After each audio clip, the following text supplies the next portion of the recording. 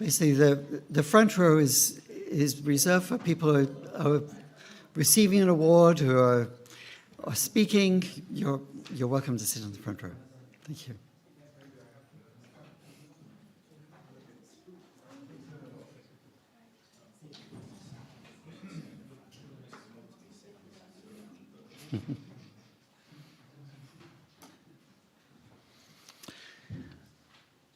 So officially, we want to welcome you this afternoon to the Universal Peace Federation UK Peace Council.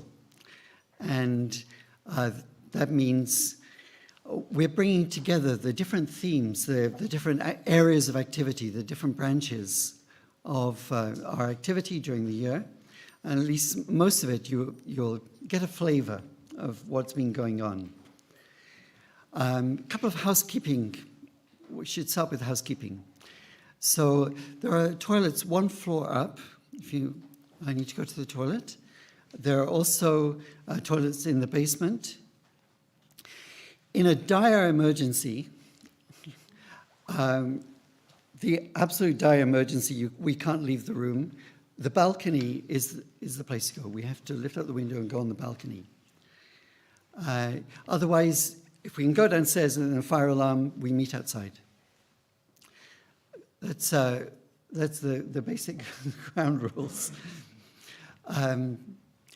Welcome, everyone, and I know a number of you have come from a long way, especially from Birmingham, and thank you so much for all the efforts you made. If you're here for the first time, you're very welcome. We love you to feel at home and to come many, many times. My colleague Margaret Ali and myself, we've been working together since, I think it's 1996.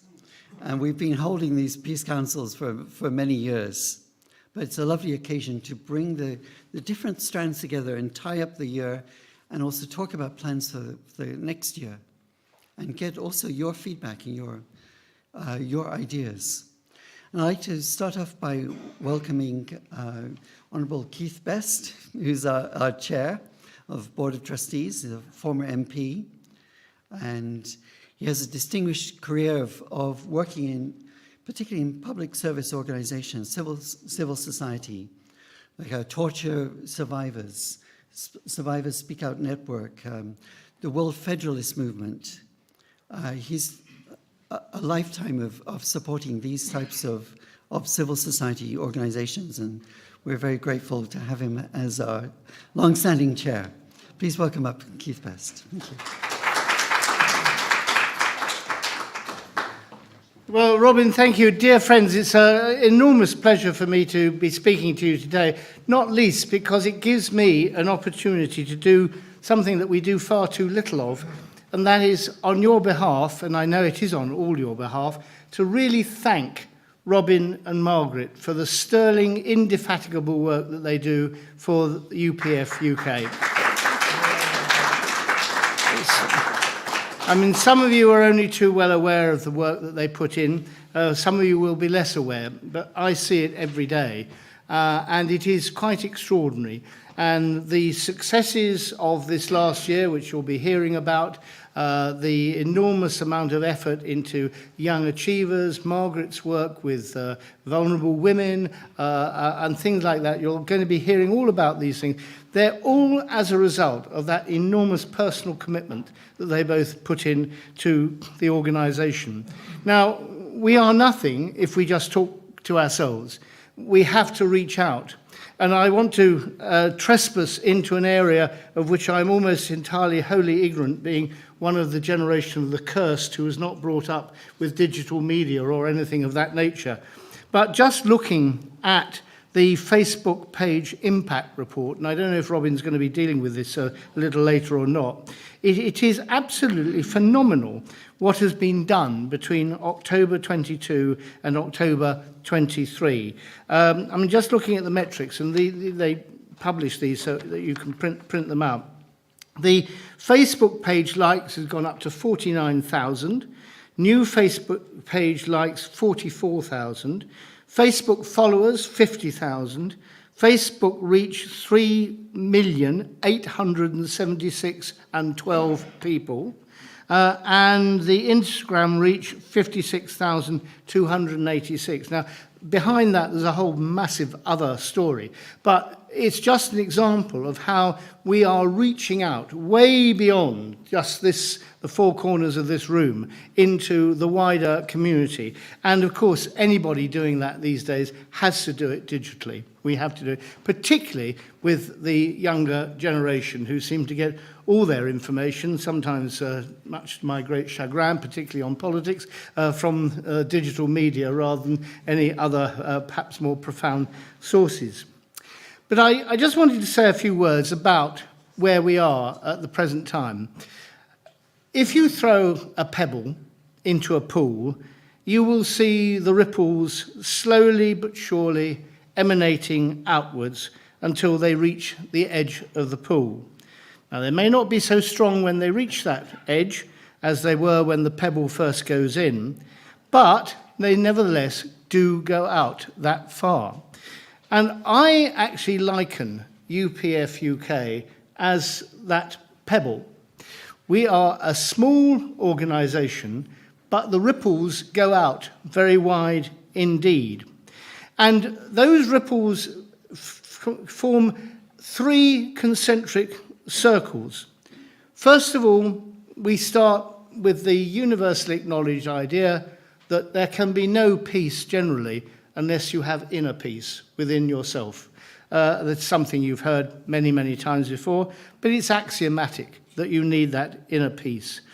And so we start with that peace of the individual.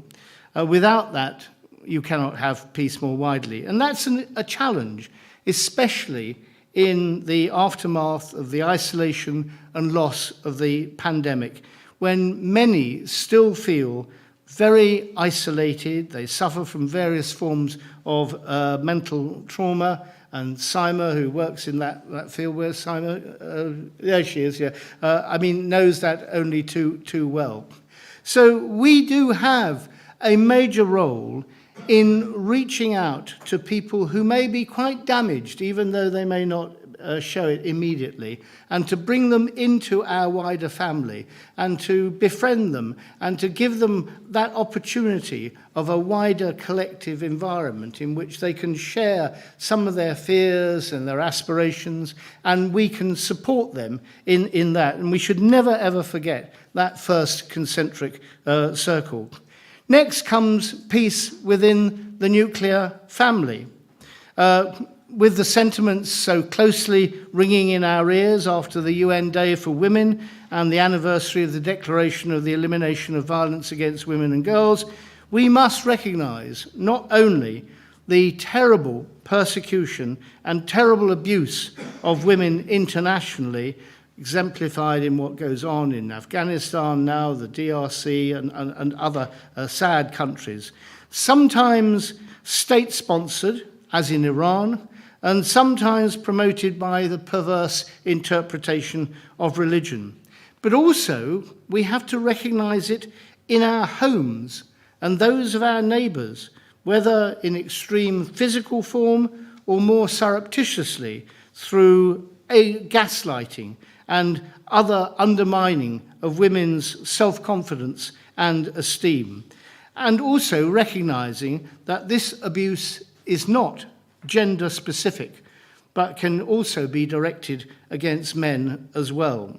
So our emphasis on training and education as to how to support a family is an essential part of our work and forms that second concentric circle. And then, of course, we come to the third, which is the search for peace within nations and the wider world, so as to bring about harmony and cohesion, not only when national societies, riven so often by tribal loyalties and discrimination, but also between states.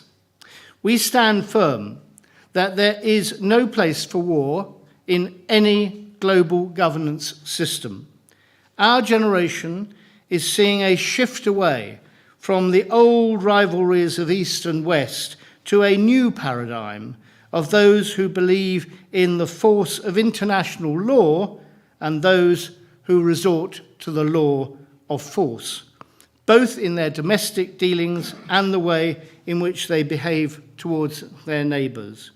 And that is the way the world is now dividing. We are seeing no longer that old confrontation between the geographical East and West, but actually now it is so much more complex, where you have societies within parts of the world that are autocratic and others that are striving to be more democratic.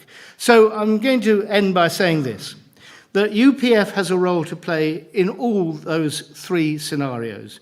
We urge the strength of dialogue over threats of force, and if one party is disingenuous in its goals and deceitful in its protestations, then we do not turn towards violence, but towards renewed application of debate and seeking to find honourable compromise. Diplomacy is a hard craft that requires not only skill and understanding, but also perseverance and an ability not to be thrown off course by intransigence or other circumstances. We all have a part to play, and when we reach our closing chapter, I can think of no finer epitaph for all of us than that we strove to achieve peace, and that in some measure we were successful. For when the history books are written, these events will be chronicled for all and for the education of future generations, in the hope that they will carry forward the work that we do and build a better world for their successors. Thank you very much.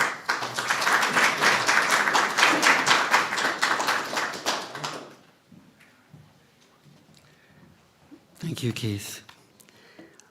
Could I invite up Pastor Sam? Pastor Sam is from the Godliness Center Global, and he's just going to give a minute invocation. Thank you.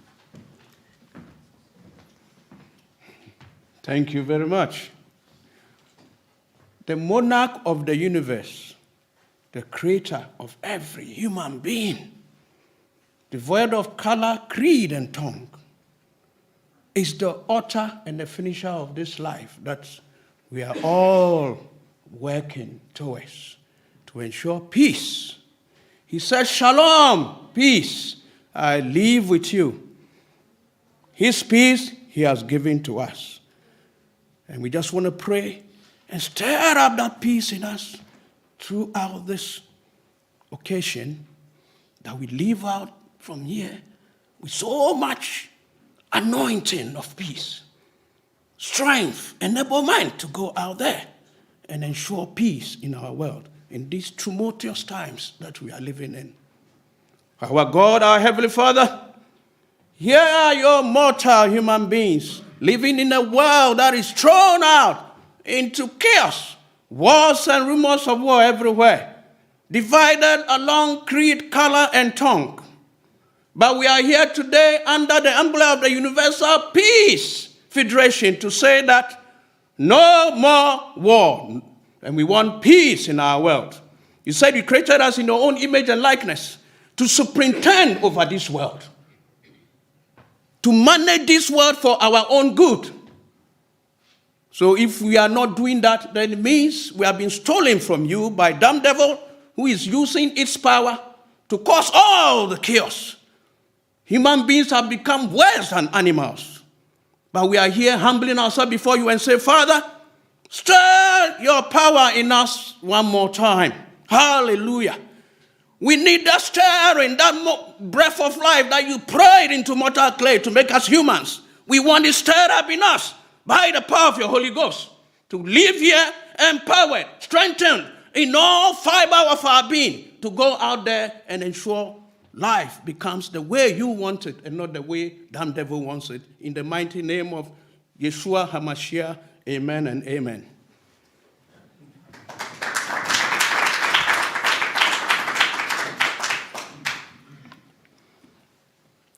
Sometimes prayers can be mighty. Sometimes they can be very practical and mundane. A few days ago, I was just praying before leaving the building, and the answer I got was, don't forget your coat. That was very wise because the keys were in my coat. So, thank you. I'd like to invite up Mr. Paul Guttridge. Paul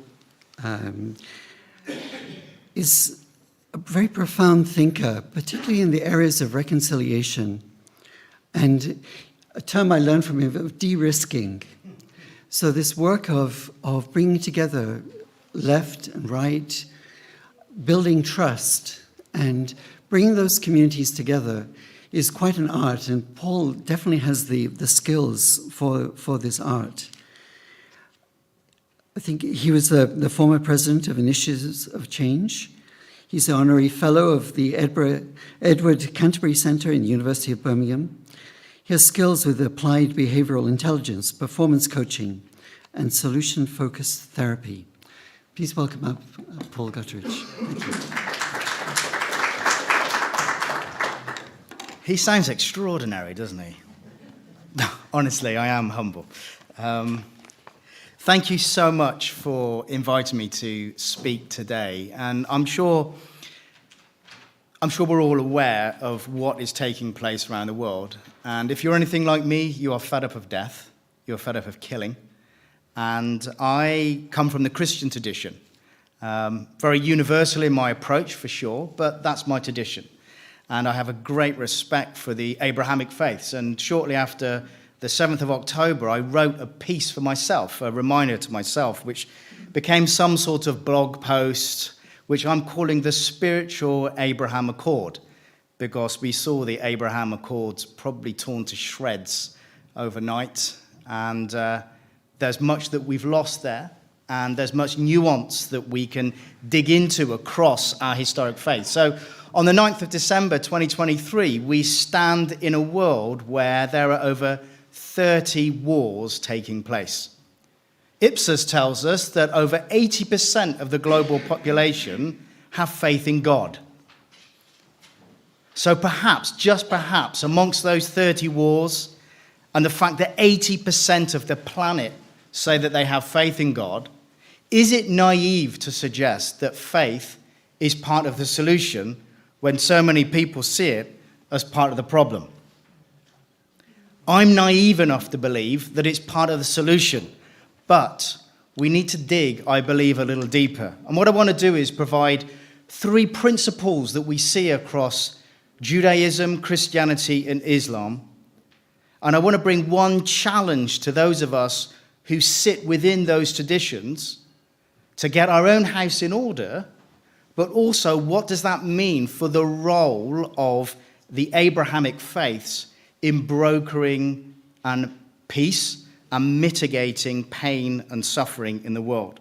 Now, I'm not going to quote all my sources, but I'm looking at Origen, I'm looking at Clement, I'm looking at Gregory, I'm looking at Philo of Alexandria, I'm looking at Rumi, I'm looking at Ibn Arabi. I'm looking at all these people who are rich in our Abrahamic faith traditions. And I want to bring 3 principles out. And I think the first principle that we can bring as followers of the Abrahamic tradition that I think can speak into the world at large is the first one, and I'm calling it, we all understand that pain is a bridge to somewhere. Now, across our faith, we are familiar with pain. Pain is a universal symptom of living as a human being. We universally created in the image of God. We have an impulse for love. We have an impulse for connection, but we all experience pain. And our faith traditions tell us, amongst many things that pain teaches and brings, it is a bridge point to the divine. It is a bridging to look within ourselves, and also a bridge point to look without ourselves, from ourselves, to the other, who is, in some strange, mysterious way, one with us. What does that mean in the real world of saying the Abrahamic faiths have something to bring? When we're faced with war, calamity, pain, and suffering, because we are all made in the image of God, I would suggest that your pain is my pain. And actually, rather than getting caught up in the horror of the moment, and there are horrors in many moments, I'm not saying there aren't, one of the antidotes that the Abrahamic faiths bring is that pain is not the end of the game. It is not the final story. It may feel finite in the moment, but ultimately it goes deeper. There is somewhere we can go in our pain. The second theme I would suggest that an Abraham Accord could bring, apart from bridging, finding bridge points in suffering, is we need to look again. Throughout our faiths, from Judaism and Christianity and Islam, Moses is a central figure. And we're all aware, for those of us who are brought up in those suggestions, of the burning bush. Now, what strikes me about the burning bush is that bushes were always burning. So what made that bush any different? Well, Moses just looked again. He took a second look. And one of the many things that my faith and the Abrahamic tradition show me is that don't stop at the first glance. When pain, when suffering, when war, the initial impulse is to act and react. But the impulse we find in the Abrahamic faiths, as modeled by our great prophet Moses, is that there are always fires. It was common in the wilderness for bushes to be alight. But the difference with Moses is he looked again. And if we're to broker peace, if we're to be interlocutors in a world with 30 plus wars and 80% of the people saying they believe in God, then I believe that part of the nature of God stirs in us a desire to not just look through normal eyes. It's to step back, take time and look again. At the bridge points of pain, our impulse should be to step back and take a second look. Because the ripples, as Keith was saying, the ripples go from that pain point. And we need to consider, what is our action and reaction to the pain point? Is it going to create a tsunami of pain further down the line? I think we've seen that the way we behave has, is, and continues to. And if faith is charged as being part of the problem, I would suggest that we cannot, whether you're an atheist or not, we cannot have peace without faith. Because faith is a fundamental element of the largest percentage of our global population. So we cannot have a purely reductionist way of mitigating against war, pain, and suffering. We need a faith approach. And this is where I think a spiritual Abraham Accord operating through universal principles is important. The third theme I want to briefly bring out is the fact that all of our faiths, all of our mystical teachers, all of our conservative teachers within our faith, all speak of virtue and ethic.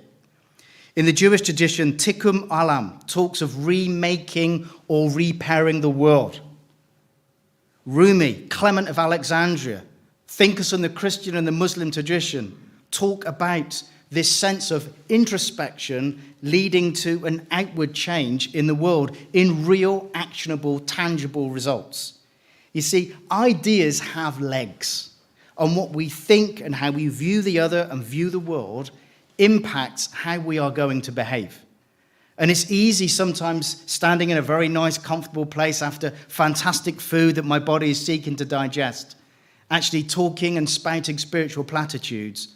But I don't live my life on a platform. I live my life talking and brokering relationships with people who don't want to talk to each other, who misunderstand each other, and I know that ideas have legs. What people are thinking in their head, what they are incubating in their heart, leads to practical application in real life. But the challenge is this, and it's the elephant in the room when we talk about faith: fundamentalism. We had to go there. And I want to suggest that we move from fundamentalism to what I'm going to call today foundationalism. From fundamentalism to foundationalism.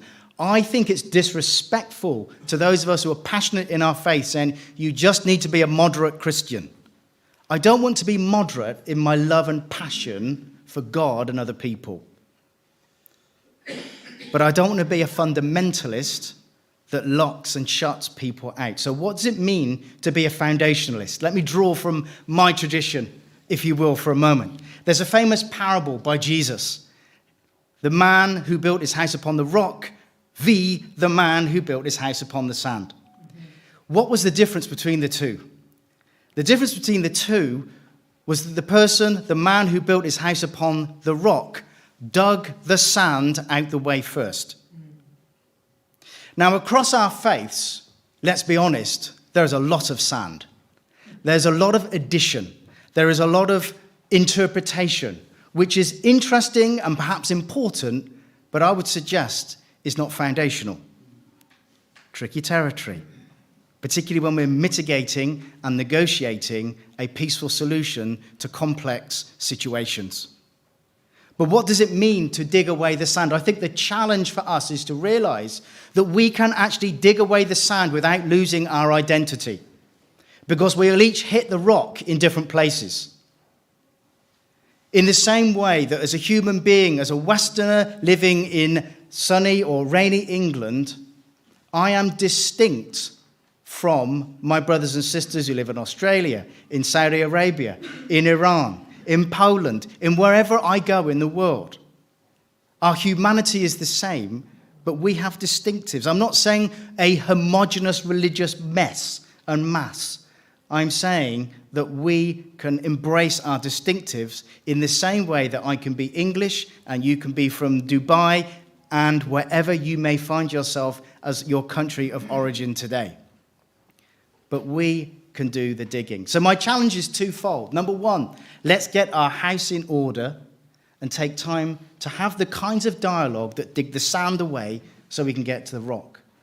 And I think we then have the right to work with people as interlocutors, as people of the Abrahamic tradition, to say, actually, take a second look, step back, let's do some digging, and actually we are uniquely positioned to help broker peace amongst people that a Western reductionist approach is simply not going to meet.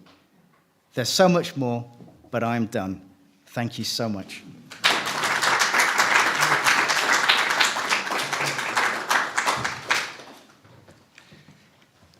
Often the best speech leaves you thinking and wanting more. So there's a lot more to research and to find out. But Paul is an amazing person, working often to build bridges between extreme right-wing groups and groups from other communities that are being persecuted by those right-wing groups. It's just, he has amazing resources to build those bridges. Now I would like to invite up Margaret, and we would like to invite up Lady Anne Walsh to come in and join us. Just 1 second. Do you want me to read? Okay. I can find You want all of this? Yeah. Here you go. Lady Anne has become my good friend in a very short time. Every time she talks to me, she says, "You're amazing." And I say, "You are amazing too." You know, and we got this rapport. And I know that she does deserve this Ambassador for Peace Award because of all her good work. So I would read what we've got here. Anne Welsh is an internationally recognized author and motivational speaker connecting the people on how to deal with physical and mental pain on an individual basis and working closely with corporate decision makers. Anne is a member of CAS's executive board of the Global Women's Leadership Program that seeks to inspire, equip, and connect women to become thriving leaders. She is a global leader in sickle cell awareness, that's very important, and former chairperson of Sickle Cell Society UK, and has launched Painless Universal as a platform to support these endeavors after the tremendous response to her best-selling book, Painless Living with Pain, Finding Joy. Where is Robin now? Yes, this is both of us. yeah. Thank you. Keith, would you like to come up as well? Yes, or Mike as well. You want to come, Mike? Well, it's not long. It's nice and balanced there. Next. Yeah, she was not, she had to do things in the afternoon, so we did this especially for you. Thank you so much. Raymond, do you have a good photo? Who has a good photo? Just, No, she got her assistant. Thank you. Okay. Thank you so much. Thank you. Sorry. Well, I want to know what's going next. well, Margaret, I mean, you should be here when I'm talking because she's literally become my best friend, and I am privileged to be standing here before you to receive such an amazing Ambassador for Peace Award. When I first met you and heard about this organization and the work you're doing, I was privileged to be part of it. The previous speaker just spoke about pain, and my own heart has always been about pain because I was diagnosed with sickle cell. And sickle cell, if you know sickle cell, is all about pain. But you could also correlate sickle cell pain and war pain, peace pain, because when you go through health problems, you want peace. You want to be better. You want the environment to be better. And you don't realize when you're healthy, the world is healthier. And I've learned that through my own pain, that we need a safer world. But our safer world will not come by us fighting. When my sickle cell was really bad, I used to fight the world. I hated everyone because I felt that they caused my pain. Now, why did they make me sick? Why was it me that I have to be the one in hospital every week on morphine, on IV fluid, intensive care? I've been in intensive care in my life about 20 times in my life. And I thought, why me? And that causes anger. And I now see people. When I got better, I thought I was better for a reason. There's so many people suffering today in this world, and they're suffering from, my pain was caused not unknowingly through my parents' genetic type, but people are suffering from pain, from others, from hates. You're not suffering from pain because I was born with it. You're suffering from pain because people hate you, the color of your skin, where you were born, the language you speak, how tall, how slim, how this you are. And I believe this organization is the best place to start. Okay. When you invited me to be a part of this organization, I want to say thank you because I see different ethnicity. I see different friends, and I want to be part of this and bring the suffering and see how together, the way I dealt with my own pain, because I dealt with my pain through motivation, to changing my mindset, to changing my way I communicate with others, because it's all about communication. That's right. And changing my perspective on how I view you. Because if you view people through a positive lens, no matter how bad they come across to you, if you try and view them through a positive lens and see the best in people, you will never see that. Look again. You will see only joy. And my life is all about living with pain, but finding your joy. Bravo. And I would like that. Thank you. Isn't she great? Yeah. Thank you very much. Thank you yeah, so much. For coming just because she's busy. I said, come and get your award. Thank you. Okay. Would you want to introduce Jean-Pierre? Oh, yeah. I've got another favorite person here. Where is she? Jean-Pierre. Actually, I originally asked Anne to speak about Africa, but then I realized I have another friend that is actually currently going all over West Africa and more, isn't it? And then she is amazing. You will understand her. She is CEO at Pacific Corporation SL Limited and Dream West Africa. Genevieve Chinere is British-Nigerian corporate resource development professional, seasoned entrepreneur and social development advocate. Born in the United Kingdom in 1987, her formative years were spent between London, Sierra Leone, and the USA. Genevieve is an advocacy champion for capacity development in young women and girls for the understanding of entrepreneurship and opportunities available for their growth in various fields of endeavor. Her effort in development impact runs actively through several countries of ECOSOC, ECOSOC sub-region, the African continent, and the diaspora. Let's invite her and to first speak about not such a long time. I mean, she could speak 1 hour, but she has 4 minutes. I'm sorry. I'm very sorry because you're a very valuable person, just like Anne. Let's welcome Genevieve.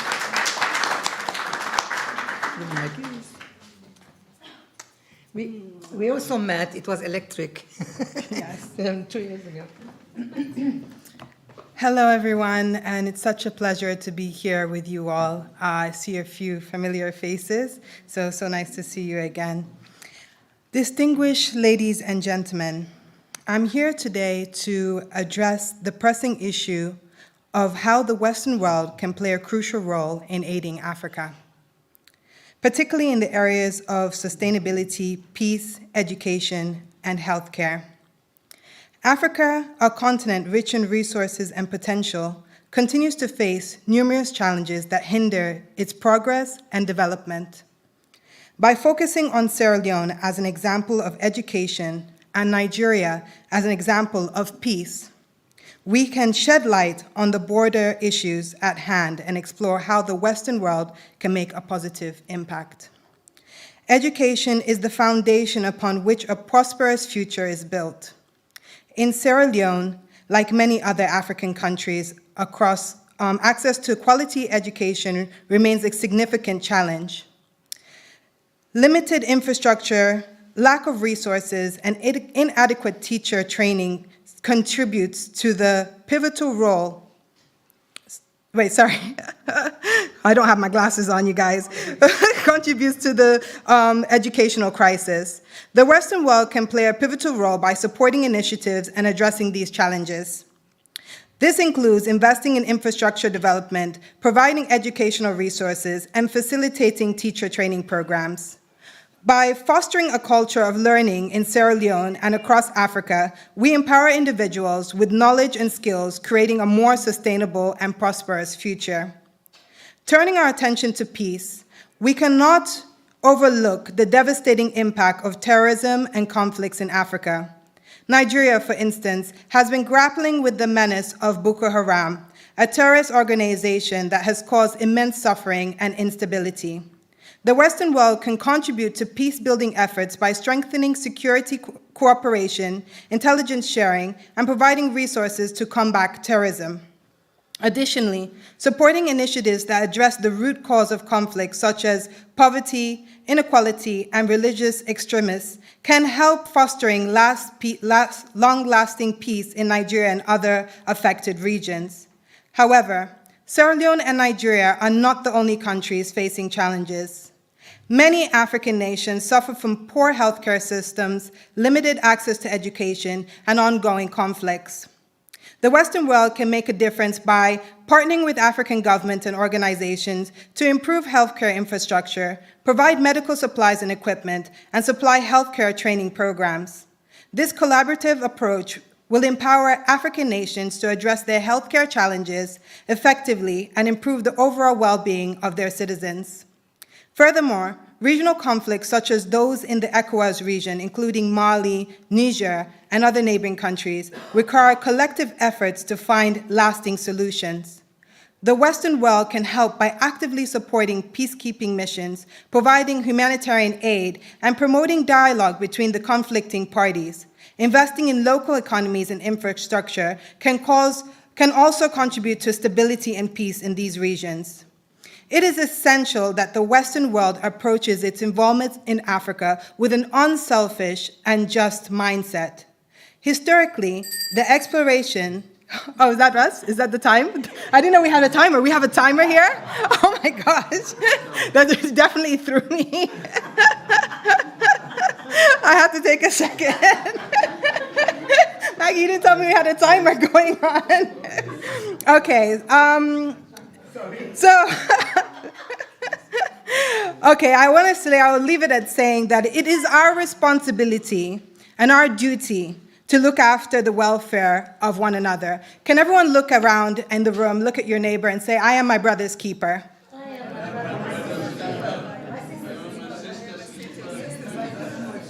It is our responsibility and our duty to look after the welfare of one another. Let us stand together in solidarity to do our best in our day-to-day and make sure that this is reflected in our actions.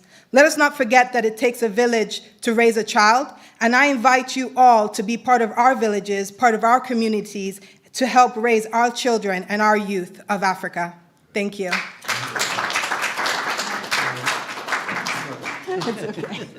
The bell really threw me off. I was like, what's going on? Are we back in school? Wasn't that great? It was great.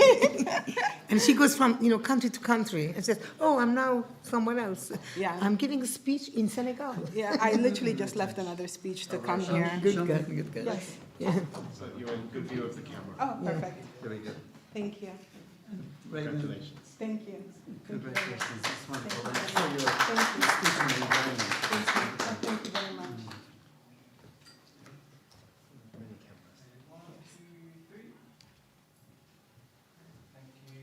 Thank you. Thank you. Thank you. Thanks. So, are you happy with this? Yes, yes, it's such an honor and a pleasure. Thank you. Thank you. I can do this one.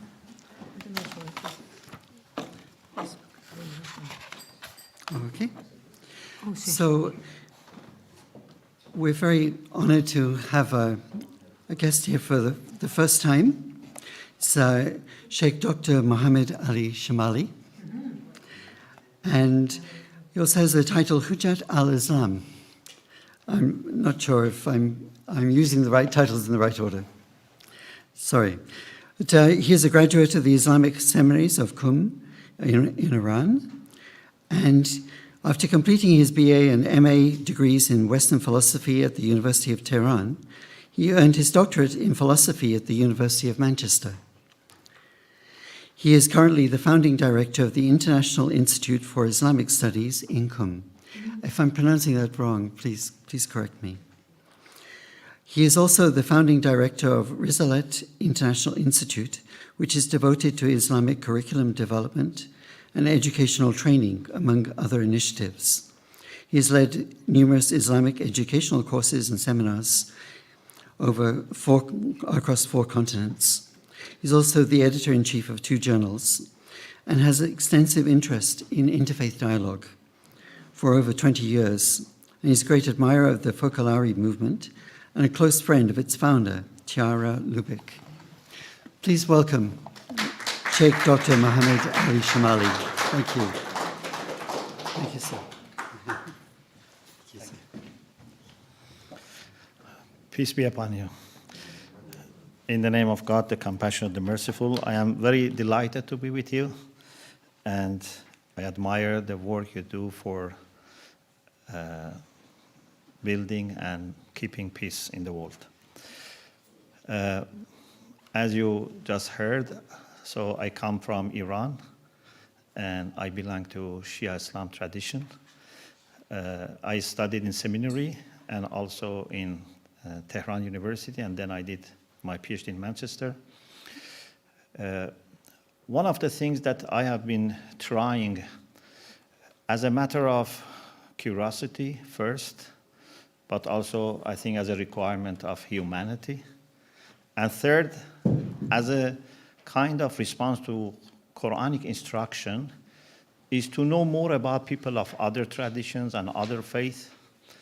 And therefore, in addition to my studies of Islam, I decided to study Western philosophy. And I used to go from Qom to Tehran to study in Tehran University, go back.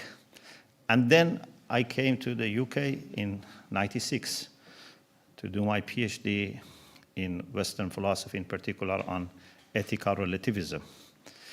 And in addition to pursuing Western philosophy, I very much tried also to know more about Christianity and Judaism. And therefore, I took every opportunity possible to visit, people who were serious in their faith, because, I think people who are taking their faith seriously are good partners for dialogue, not the people who don't take their faith, serious, and also who are open. So gradually, we came to know different groups in Christianity, in the UK, in Italy, in US, in Canada, and then it grew to Asia and Africa. To make it very short, after several years of friendship with Benedictine monks in Ampleforth Abbey, North Yorkshire, we were interested in exploring the possibility of having long-term dialogue. The late Abbot Timothy Wright, who used to be the abbot, he invited me after several years to give some lectures to the brethren about Islam. So in 2000, 2001, I used to go to Ampleforth and give talk about Islam. And we found that we have lots of similarities, especially when it comes to ethics and spirituality. Similarity is enormous. And then when I was going back to Iran after I finished my PhD, I invited 2 monks to come to Qom. And these are the first people that I invited in my life from another faith to visit us in the seminary. So in 2002, we hosted in the seminary of Qom 2 monks. And we organized for them lectures. We invited people from other seminaries. Maybe you know that Qom is the host of the largest Islamic seminary. And we have, more than 70,000 seminarians in Qom. And there are about more than 10,000 international students. So we were thinking, actually we were in a car and on the way between Qom and Tehran. I say this because you should never underestimate, these informal conversations. Sometimes something great can come out of them. So we were talking about what would be the next step. And we decided to organize dialogue between members of Catholic community and Shia community in the UK.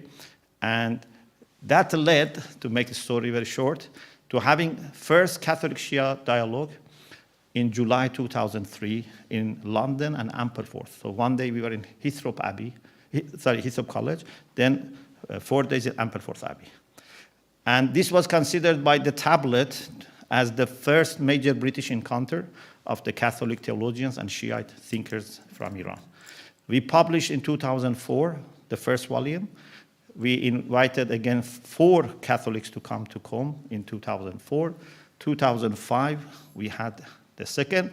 And so far, despite COVID and death of Abbot Timothy, we have managed to have 10 rounds of Catholic Shia dialogue. We have published together 6 volumes. And also we have had dialogue with some groups of Protestants, for example, with Mennonites in US and Canada. We have had different rounds of dialogue. We have published books. And I have sent many of my deputies and students from Qom to take participation in peace building courses. They have summer schools for peace building in Virginia, in Harrisonburg, and also in Winnipeg in Canada. And also, we built upon this relation with Focolare movement. We have very good relation over 20 years. Tomorrow, I'm going to Italy to have 11th round of a project which is called Wings of Unity. And that is based on the idea that after knowing each other for about 20 years, we said now it's the time to go beyond dialogue. Because dialogue is to talk and listen, but I think it should be followed by unity. So with some of our Christian friends, we have managed to reach the level that we can now silence ourselves and listen to God together. Because I firmly believe that God has spoken to the holy people in different traditions. God has not only, talked to one community. And if we want to understand the will of God, we should open our mind and heart and use every ear to listen to God. We should use Christian ear, Muslim ear, Jewish ear, other kinds of ear, so that we don't miss anything from God. And this is now the 11th round of Wings of Unity since 2016, that we try to sit together and listen to God. And it doesn't matter whether God is speaking through a Christian mouth or a Muslim mouth. When God is speaking, let him speak. Don't try to convert God or say, I only listen to you if you speak from a familiar mouth. Thank you. So this is what we have been trying. We also made part of our formation in the seminary where I am, working, International Institute for Islamic Studies, that every person who joins our institute, which of course is after 9 years of studying in the seminary, because in Shia tradition, we have long term of education. For us, 5-6 years just to warm up. It's in a matter of 15-20 years if you want to be a scholar. So after 9-10 years, they join our institute. And one of the things that they have to do is to take part in 3-week course in Tangaza University in Kenya with our Christian friends in Tangaza, which is belonging to religious orders. We offer course on Islam and Christianity. Muslims and Christians from different countries are together. Everything is planned together, taught together. Students are mixed. And every student should have this as part of their formation. Because I think now we need monks, priests, Muslim imams, any group of religious leaders to have interfaith dialogue and relation as part of their formation. They cannot, I think, be understanding properly their role unless through formation they have this experience. In any case, I make my talk short. I'm very happy to meet you. I hope God brings us together in many, many different places. Thank you.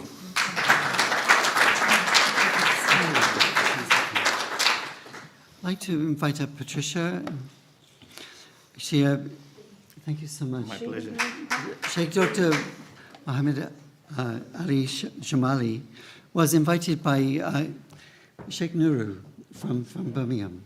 And so we're very grateful for the contribution. David and Patricia. Should we move over? Just take a photo. Oh, I can get you one. In the drawer of Robin, there is 10. Should I see? Do you want to send? No, it was shaking hand, it's you, David.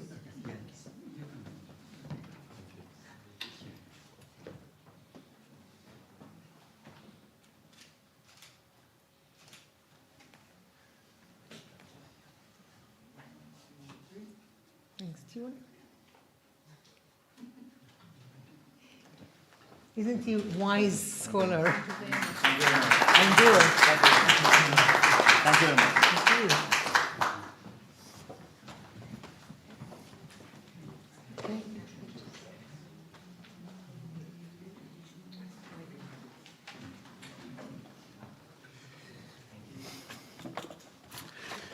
So next is Dr. Michael Balcom, who is the president of the Family Federation for World Peace and Unification in Europe and the Middle East. So he has in a sense, is a sister charity founded by the same founders, Father and Mother Moon. And in a sense, it's a great supporter also for UPF. They've really helped us a lot financially, but also this building is run by the Family Federation for World Peace and Unification. So we're very lucky that we can use these facilities to develop these activities. So we'd like to welcome up Dr. Michael Balcom. Well, good afternoon, everybody. I don't know if you noticed when you came into the building that along the walls and up the stairs there are a number of posters highlighting some of the key moments in the 18-year history of UPF and also the lives of our founders, Father and Mother Moon. I see them almost every day because I work here, but as I came in today, my eye fell especially on a photograph of Reverend Moon outside the United Nations headquarters in New York. And it was at the founding of UPF in September 2005. And, you know, Reverend Moon, like all Koreans, loves the United Nations because without the UN, free South Korea today would not exist. And when President Yoon Suk-yeol came here last month, he made sure to visit the memorial down on the embankment to the veterans from the UK who went there and gave the ultimate prize. But having said that, when he spoke that day, he had that mixture of love, affection, and exasperation that I think many of us felt when we see an old friend starting to lose his or her way.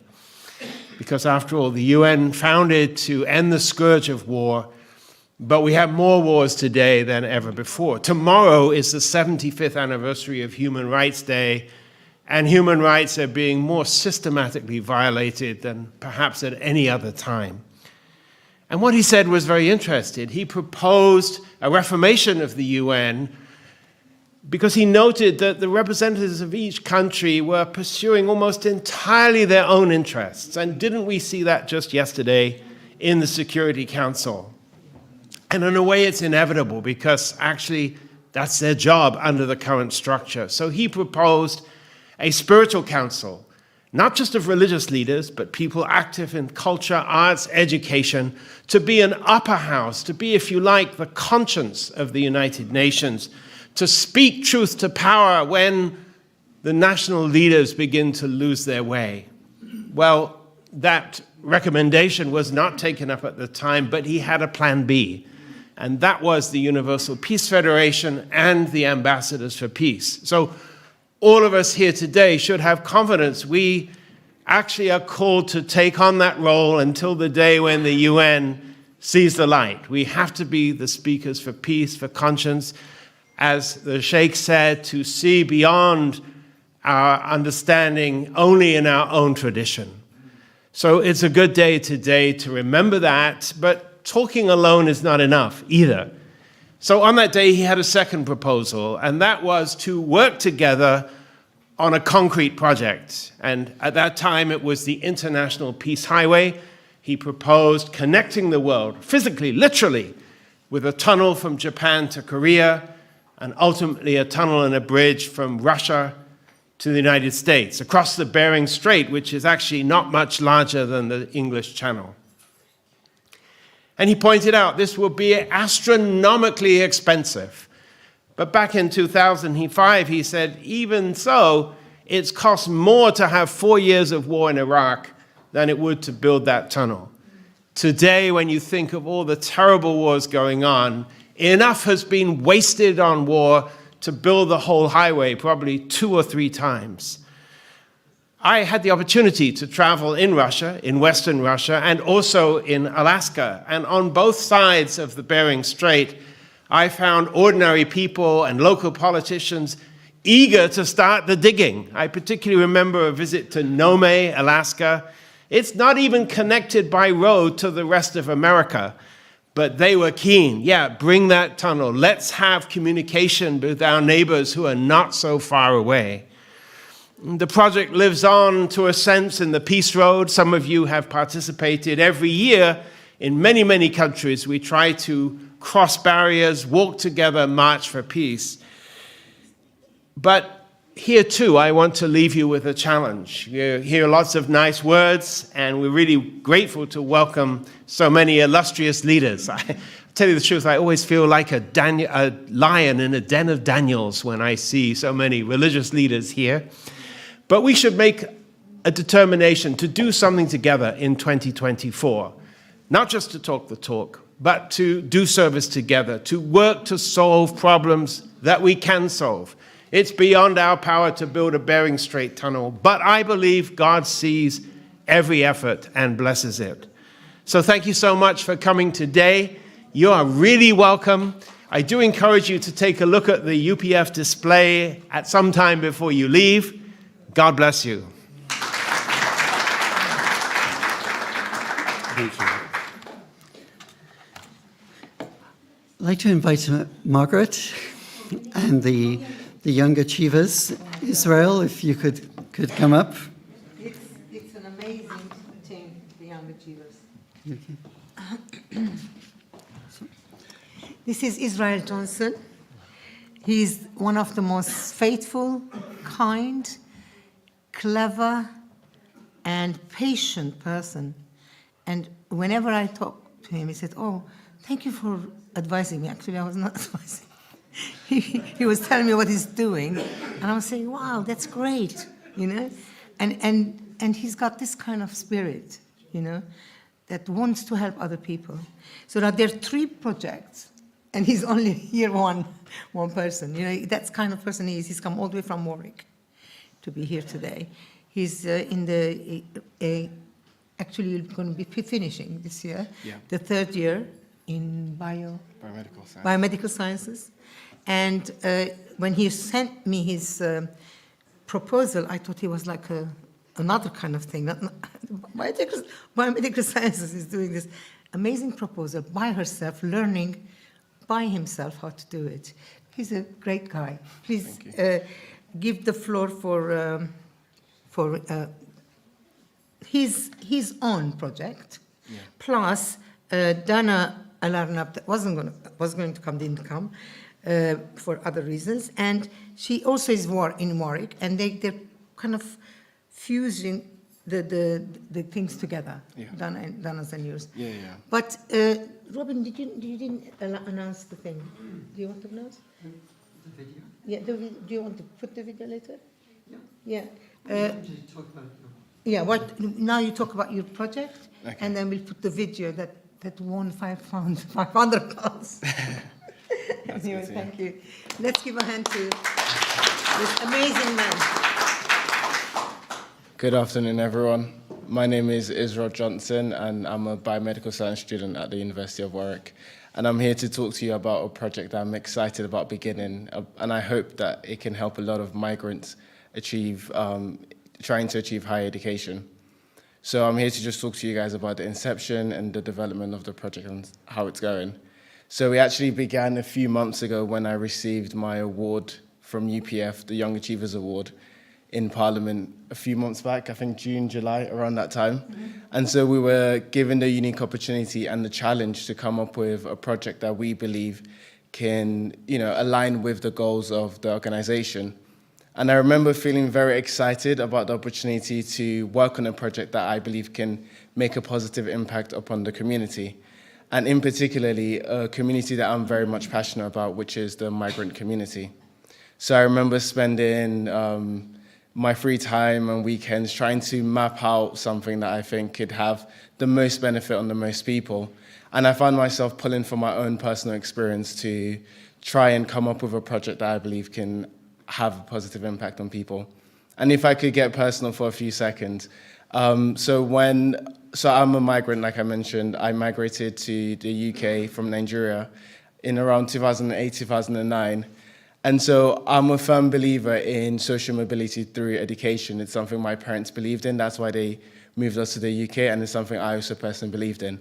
But when I was applying to university, I found out that I was ineligible for student finance. And it came as such a shock to me because, I thought I was going to be eligible for it. And then closer to the time, they said, unfortunately, you're ineligible. So, I think I found myself very devastated, and all the goals and the plans that I had already mapped out felt like they were coming to a crash. And I found myself trying to navigate the complex labyrinth that is trying to find funding and scholarship to try and get myself into university, because I was determined not to let that get me down. And, I was very fortunate to be able to get a scholarship and also crowdfund myself to, now I'm in my final year of university. But there's so many other people that have similar stories to me, but aren't as fortunate as I was, and don't have the support of their community and, people around them to help push them through. And I've been fortunate enough to help a small minority of people that have reached out to me on LinkedIn and social media who have heard my story, and I've been able to support them find funding and scholarship. But those was always on a micro scale, and I think I was very eager to do something on a much larger scale that I believe could help more people and be more beneficial to people. Because I personally believe that education is such a huge catalyst for social mobility and achieving success, and I think it's such a powerful driving force and indicator of success. And so when thinking about all of this in combination, I wanted to create a platform and a website that I believe will provide certain features and benefits to people trying to seek higher education. And so some of the ideas that I pulled together was having a centralized location for university information, course information, sponsorship information, and also have a translation element, and also links to online school courses as well. And later down the line, hopefully, the website can also be able to sponsor certain people into university and give them certain scholarships as well. So if I had to break that down a little bit, so I understand that there's a lot of information out there already on the internet about different universities and course information and stuff, but I think they're all scattered across the internet. It's very hard to dig them through. And so the plan of the website is to have it all within a centralized location. And even more importantly than those information is about information relating to scholarship and funding for migrants and people from disadvantaged backgrounds, to have those information there. Because, I think from my personal experience, those informations were already out there, but it was very difficult to find them, and it's hidden, and you have to weave your way through, and there's so many barriers along that way. So by having this website, I can have it all centralized within one location, making it easier to access. And also I wanted to have a translation element as well, because I understand that for a lot of migrants, English isn't particularly their first language, and it can cause a language barrier to finding key information that could be relevant towards accessing universities and knowing what information is relevant to you. So if, the plan is to have the website to be able to have a translation element, so it's accessible to people from different backgrounds and able to digest those information and break that information down. And I also understand that getting into university nowadays isn't just about what grades can you get, that dictates what university you go to. So also about your personal statement and what skills and achievement you can include within your personal statement.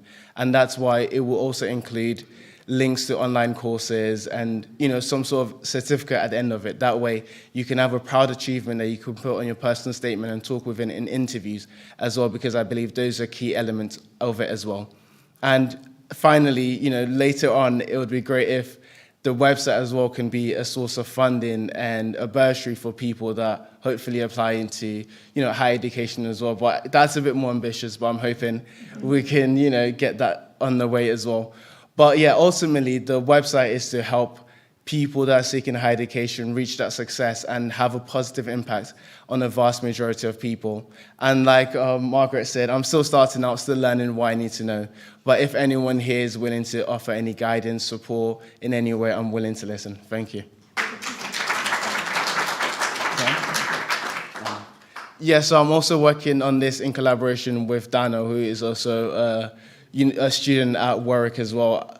I wish she was here today to tell you about her story. It's honestly, it made me very emotional hearing about.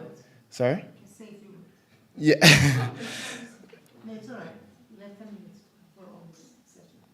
Yeah, so hearing about her story, because I think she's my passion is migrants, but her passion is about refugees, talking about how, I think she was in a refugee, Syria refugee. And so when I had those conversations with her and we were brainstorming together, I was honestly amazed by her. And I wish she was here to represent herself and talk to you guys about her personal struggles and the challenges she had to overcome as well. But unfortunately, she's not here. But you're helping her. Yes, but I'm working with her as well on working on her project as well to see if there's a way for us to bridge those two communities, migrants and refugee, together to have a platform that can benefit the maximum amount of people. Yeah.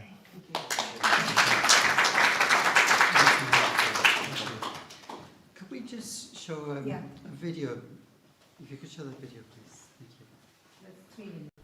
Good afternoon, everyone. My name is Ezra Johnson, and I'm a final year biomedical science student at the University of Warwick. I'm also an awardee of the Young Achievers Award from UPF.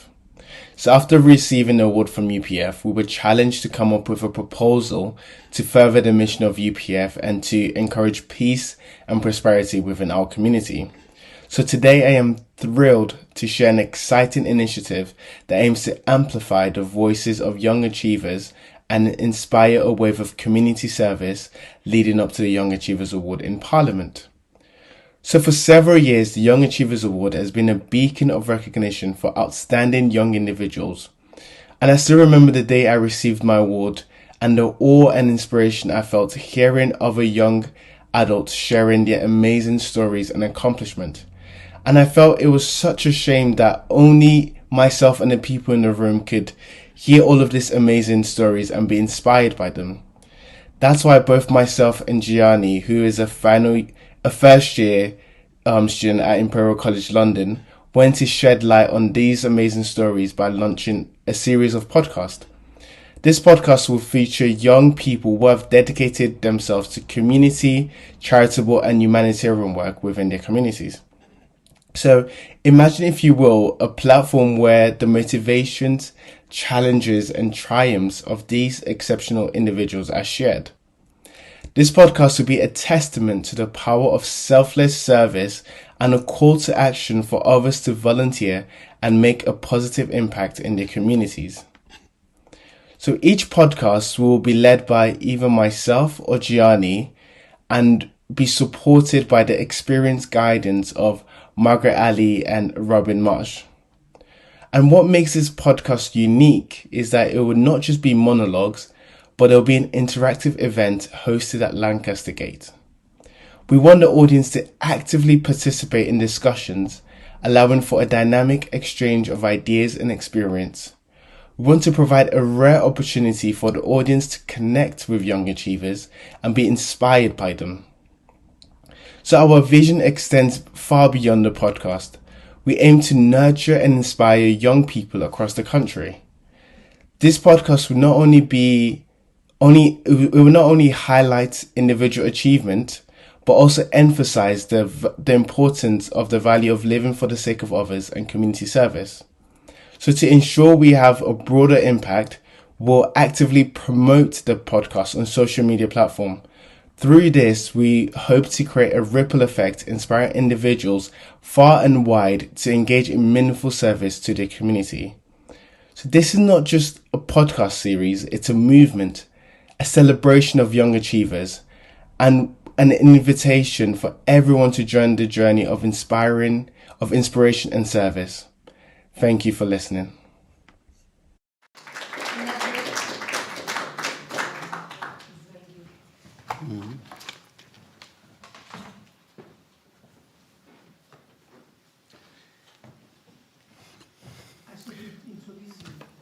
So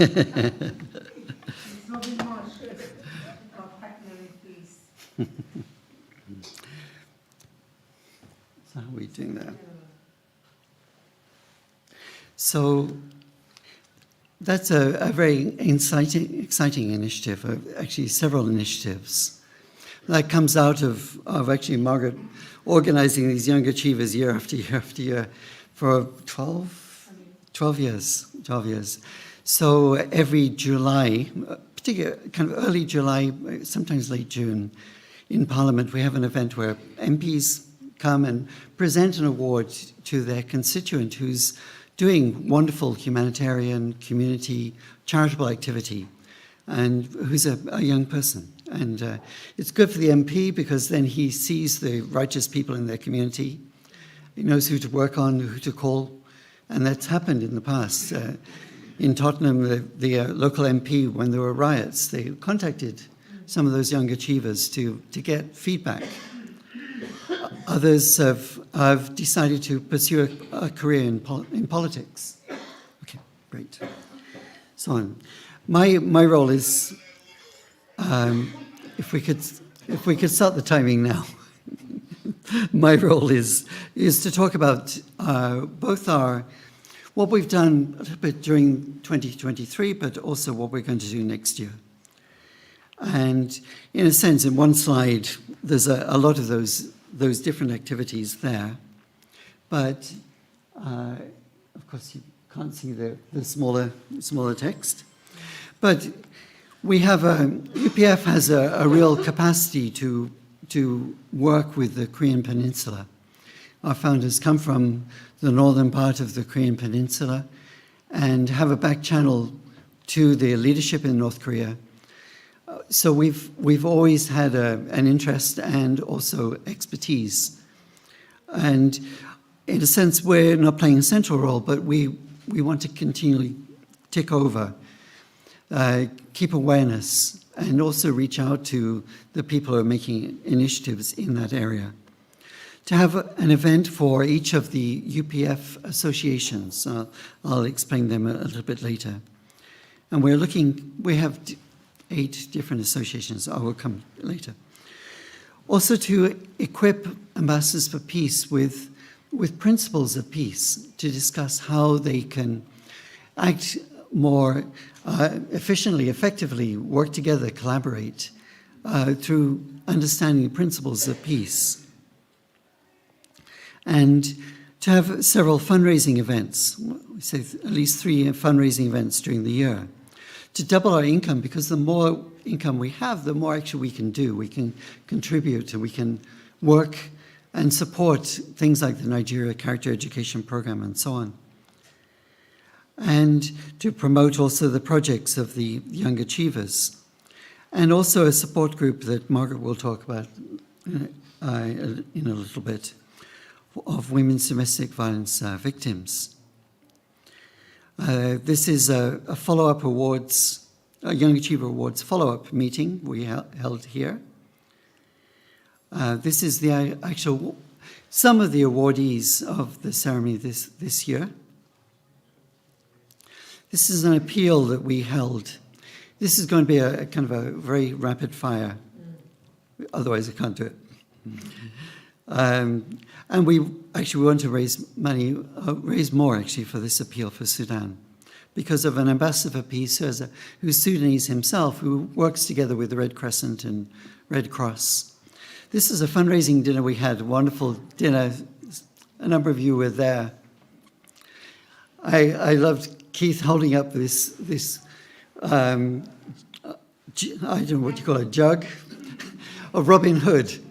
And Keith said, "You're rich. These are the people we want to help are poor. So dig deep. This is Robin Hood. He's got the right values for this role." But there was definitely in Keith's sense of humour. It's another event that we had in Watford. This is on International Peace Day. Duchess Niven Al-Gamal of Lamberton, unfortunately, is not feeling so well today, or else she would have been speaking earlier. She did a lot to promote this event and make it a great event during the year, among many events.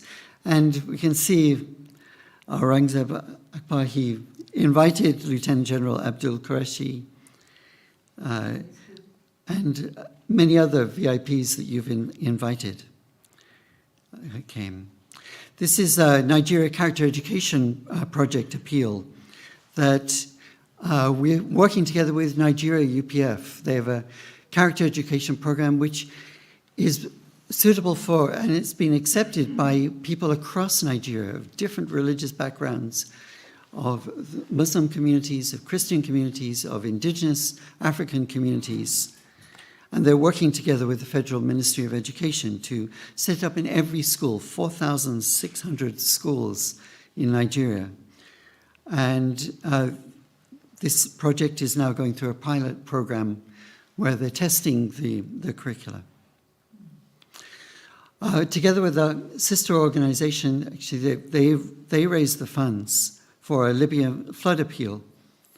And we were the vehicle to, in a sense, to be able to direct it through the Red Cross and Red Crescent into Libya recently. And then the Red Cross is very interested in making a partnership. That's something that we would like to explore with them for future things. Actually, we also support a character education program in the West Bank. But afterwards, the hoops I had to go through with the Office of Sanctions Compliance, it took quite a bit of time. So working together with the Red Cross, Red Crescent, other charitable institutions is very wise. Founder's Vision, again, Principles of Peace. In Birmingham, maybe you'll talk about the same program, but also Principles of Peace. Helping Ambassadors for Peace. An event on the Korean Peninsula with Keith Bennett. Speaking Truth to Power. Paul was speaking there, and also Dr. Balcom, Sheikh Nuru, of others. It's one recently. So this is the interfaith area, political area. Here's something with the elimination of violence against women and girls just a few days ago. And we're still in that 16 days of activism. World Environment Day is something we did this year. We've been reforming our website. We haven't transferred it, but it's pretty much there, and we're in the process of transferring it from where it is and to our normal URL. But promoting Universal Peace Federation, a global network of peace builders, which is what we are.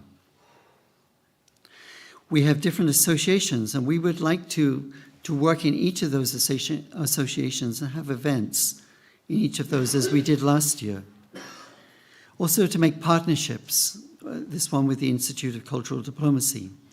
And through those partnerships, in collaboration, work together.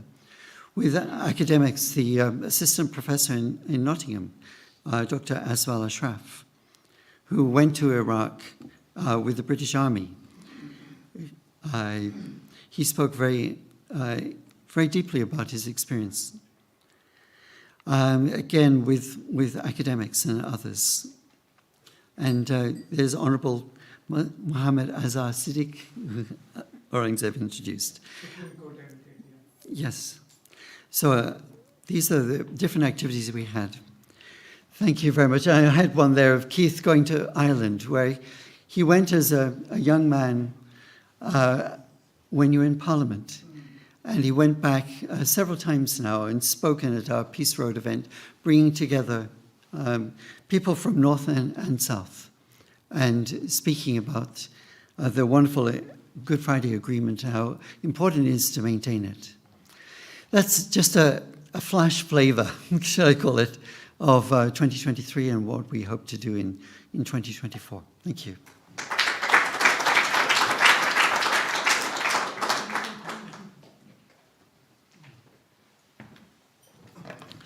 So, next we'd like to have to invite Keith and also Sheikh Dr. Hojjat Ramzy to come up and help us with the auction and this time. Thank you.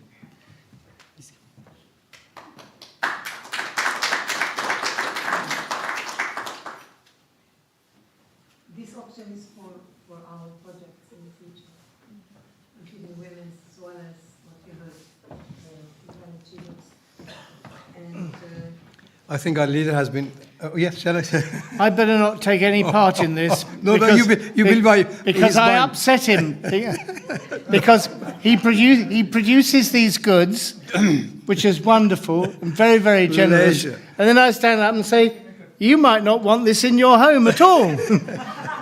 No, you might not like it. You may think it's awful. But give money because that's what we want and that's how it's going to help other people. Yeah, pleasure, of course. I insult him all the time. No, our leader, please, stay.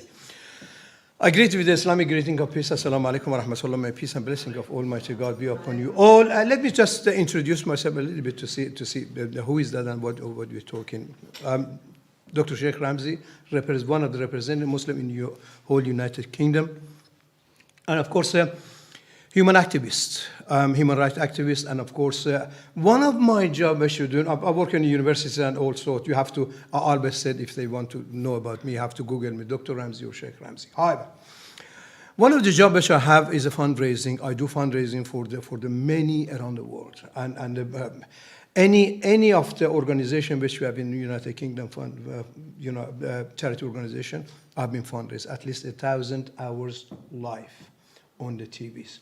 And I've raised 50, 67 million, 70 million or more for this. God knows. Is there so many, 20, 25 years is that which I'm doing.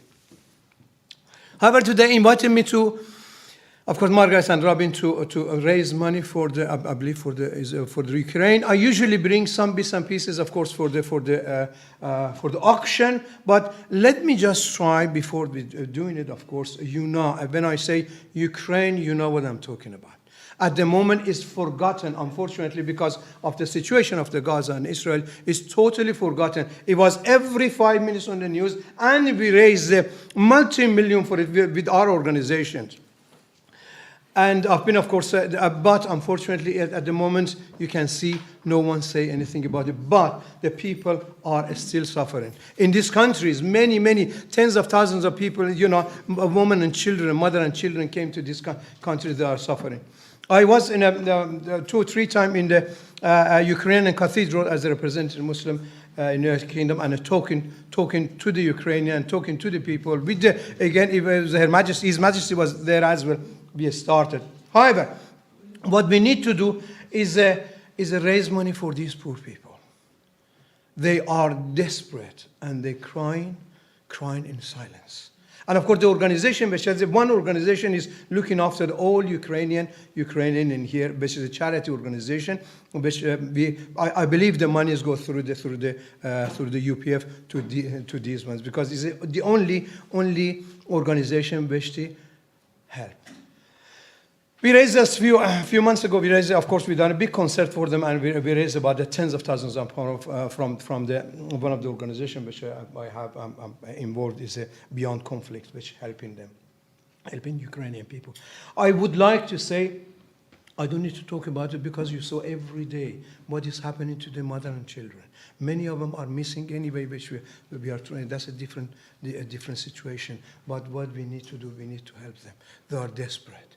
They had a house, they had a home, they had a husband, they had a father, they had a mother. They're completely separated and crying in silence. The children crying in silence. And they need help. They need your help. They need your help. What we said, of course, with the Albert Robin and Margaret, we said, if we can raise the £5,000 for them today, 5,000 is nothing. It'd be great for them, which we can say. And of course, I'm sure we can make them more comfortable. They can't be happy because their husband is fighting there, and you know the situation of the Ukraine, and of course Putin and all. But they are in desperation. They are in desperate situation, and we are pleading to you, my brothers and sisters. We are pleading to you, which they help them. You help them. I would like to say, of course, I would like to start with the £5,000. Somebody come and £5,000 and put us all in a misery. And I say, this is okay. But if it's not, you believe me, it is there, and people helping. Few days ago, 2-3 days ago, we were doing of course, fundraising for the dementias. And it did not take 10 minutes, 50,000 raised, just people brought the 10,000. I said, I wish I could put the aim higher. However, we needed to get that, and we get that. Yes, what I'm saying, of course, I know the people, is I would like your help. Anybody for £5,000? Anybody 5,000? Michael is here as well, but I'm not talking about him now. He's one of the most generous ones. I know everybody is looking at me just to look like I said, come on, no, I don't want to depart with the 5,000. But when we said, what about 2,500? 2 people. We got it from Iran, mashallah, they are absolutely rich. Each one had from his back garden, they got a big oil, whatever. They are. Here you are. 2,500, 2 people. 2 people, 2,500. Think about it. It's not a good idea. 2,500. Okay. 1,000. I've got not that much. 1,000. Here you are. Put your hand together for Michael. Put your hand. He is the man. Thank you very much, sir. Thank you very much. And I want 4 more. And I'll just come up. I say, Sheikh, go away. 4 more. 4 more. 4 more. 4 more. Please, 4 more. 4 more. Now we come to 500 because there is no time, and I'm sure you want to say, come, give him. £500. 500 is nothing. For the brother which you have here, he's a leader of the, I don't know, 4 things. Is that, what's that? Tell me, what's the 4? 4 what? Time for world peace. Time for world peace. Put your hand together for brother. Of course, but can you do 500? Do you think you can do 500 for us today? Putting me on the spot. I'm giving up work in 2 weeks to concentrate on my passion, so it's difficult for me to say that. Difficult. I'll come back to you again for less than that. Okay, we say 500, and anybody 500. Sheikh or Imam, or what they call this, we say professor, that's easier, I'm the Sheikh. Yes, anything from you? Would you think that 500 can be done? Okay, 200 and bigger, 250. 250 is nothing for you. It's just for one dinner. One dinner with the family is 250. One dinner for the people which are dying, for the people who are crying. You believe me. They had everything.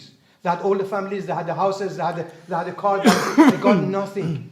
They got nothing and living in the corner of some house or some that they cannot speak, they love, and we want to make him a little bit warm. I'm sure we've all got personal stories of Ukrainians, but I've been to Ukraine on more than one occasion, once as an election observer, and I still keep in touch with my interpreter there. When the missiles started falling on their houses in Dnipro, they fled to Poland. From Poland, they then moved to Slovakia. They then moved elsewhere, and they've finally gone back to Western Ukraine, totally disrupted. Of course, just her mother, and her sister, the male members, could not go.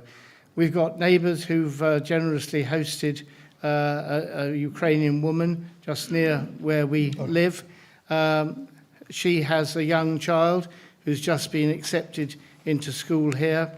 Her husband was killed in the Donbass, and her brother was killed in Odessa. What's she got to go back to? She's got to make her life here. She doesn't know when she can go home. And my wife and I, on Thursday, went to Lewes in Sussex by train, and there's a little coffee bar in the station there, and I ordered a couple of coffees, and I got talking to the girl who was serving.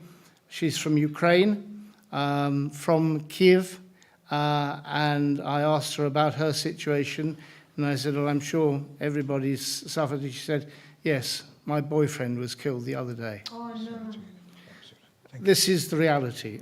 This is, thank God, none of us are having to go through that. But these are fellow human beings very close to us who are having to go through those sort of things. So I do hope that you feel you can be generous. Thank you. What we have said, our leaders say, be generous. A generosity, of course, given to Almighty God, given to Almighty humanity, and given to the brothers and sisters who need. I'm saying 100 and 100. 100 is nothing. Yeah, I'm in for 100. Here's a 100. Put your hand together for. Can you, Ali? Can you write down these ones as well, please? All the number, please. You're writing down. Okay, thank you very much. Okay, and the 100 for 100 for you. 100. I'll do 400. 400. Put your hands together. Excellent. 400. Thank you, Gabriel. Yes. 100 from you. 100. Yes, 100 from our Sheikh. Can you stand up, please? They can see you, mashallah. From Iran. He's doing it. Yes, please. Yes. Please write 100 from you, my brother. 100. Put your hand together. What's your name, please? Yes, our speaker. It's good to know because everybody is encouraged. 100 from you, Reverend. 100, Reverend, and two together. Two there. And other one as well, please. 100 and 100 from you. Don't look at me. He's rich. Yeah, 100. Yes. I made already 20,000 to them. No, I mean here we are raising money. I raised about at least 100,000. 100 for brothers, sisters. 100, please 100 from sisters around. It's 100 is nothing. When you think about it, nothing. that's probably the cost of one meal going out these days. Nothing more than that. Yeah. If you want to go from here to Oxford, you have to pay 100 for a taxi. I'm doing it. 100, please. Ladies, can you look at me, please? 100. Tina. 100, let's say Tina, 100, please. Bless you, Tina. 100. Thanks. 100 there, Afsal, we got Afsal. He's mashallah rich. Afsal 100, please, Afsal. Can you stand up? He's one of the great men for peace. Afsal Chowdhury. Mashallah, excellent. 100, Margaret. 100, Margaret, please write it down. Please, it's very important. We know how much is that, and we celebrate. And for you, there's the first. I don't know, your heart is there. I can't remember the. Patricia. Is it Patricia the other one? Patricia. 100? Who is one to? That lady, just behind. Yes, you. Hello, hi. No, the other one next to you. Yes. No, you don't. Okay. 100. Yes, I know. God bless you. I know you don't. 100 is very important. Very important. How much we raised at the moment? Can you say it, please, together? How much we raised? Joyce? Yeah. How much we raised, please? Just. Okay, 1, 5, 6, 7, 8, 9, 10, 11, 12, 1300 plus the 12. I'll bring it to 50. 50 is a nothing. No, I can do 50. Yes. 100. 100, Rabbi. 100, Rabbi. Put your hand together for Rabbi. He is the man of God. He does it. 50 pounds. And don't let the Sheikh down. Is a Sheikh here sitting? 15. Now we got for the 50s. 50s. Bring your hand up. The sister by your side. Joyce, the sister by your side. 105, 50 pounds? 50 pounds or 50? 50 is nothing really. 50. I just need to clarify something. We need to be honest here. I'll do 100 pounds, but it's going to go to UPF because with these organizations, I don't agree. A lot of the money they're going in the middleman. They got billions and billions. No, it's very important. And I'm reluctant you give to with the that. UPF? I'll give to UPF. They can do what Thank they want you. because God bless it's you. not every- Put your hand together for Costas. He got a lovely hair. Put your hand together. Excellent, Costas. 50. On the back, Dr. Javid. Brother Captain Javid. 100. Captain Javid, 100. That's right. Can you write it down, please? We don't want to lose the money. That's all right. Joyce? You're right. Joyce. Captain 100, Javid. Please, can you go forward, please? Kindly giving The 100. people, I'm waiting because otherwise the time goes. Very kind of you, because that's very kind of you. God bless. Yes, 100. 50 pounds. That's all right. Just let me just do that one. Let the Sheikh do this job. and we say, how much we raised? Is that 2,000 pound raised up to now?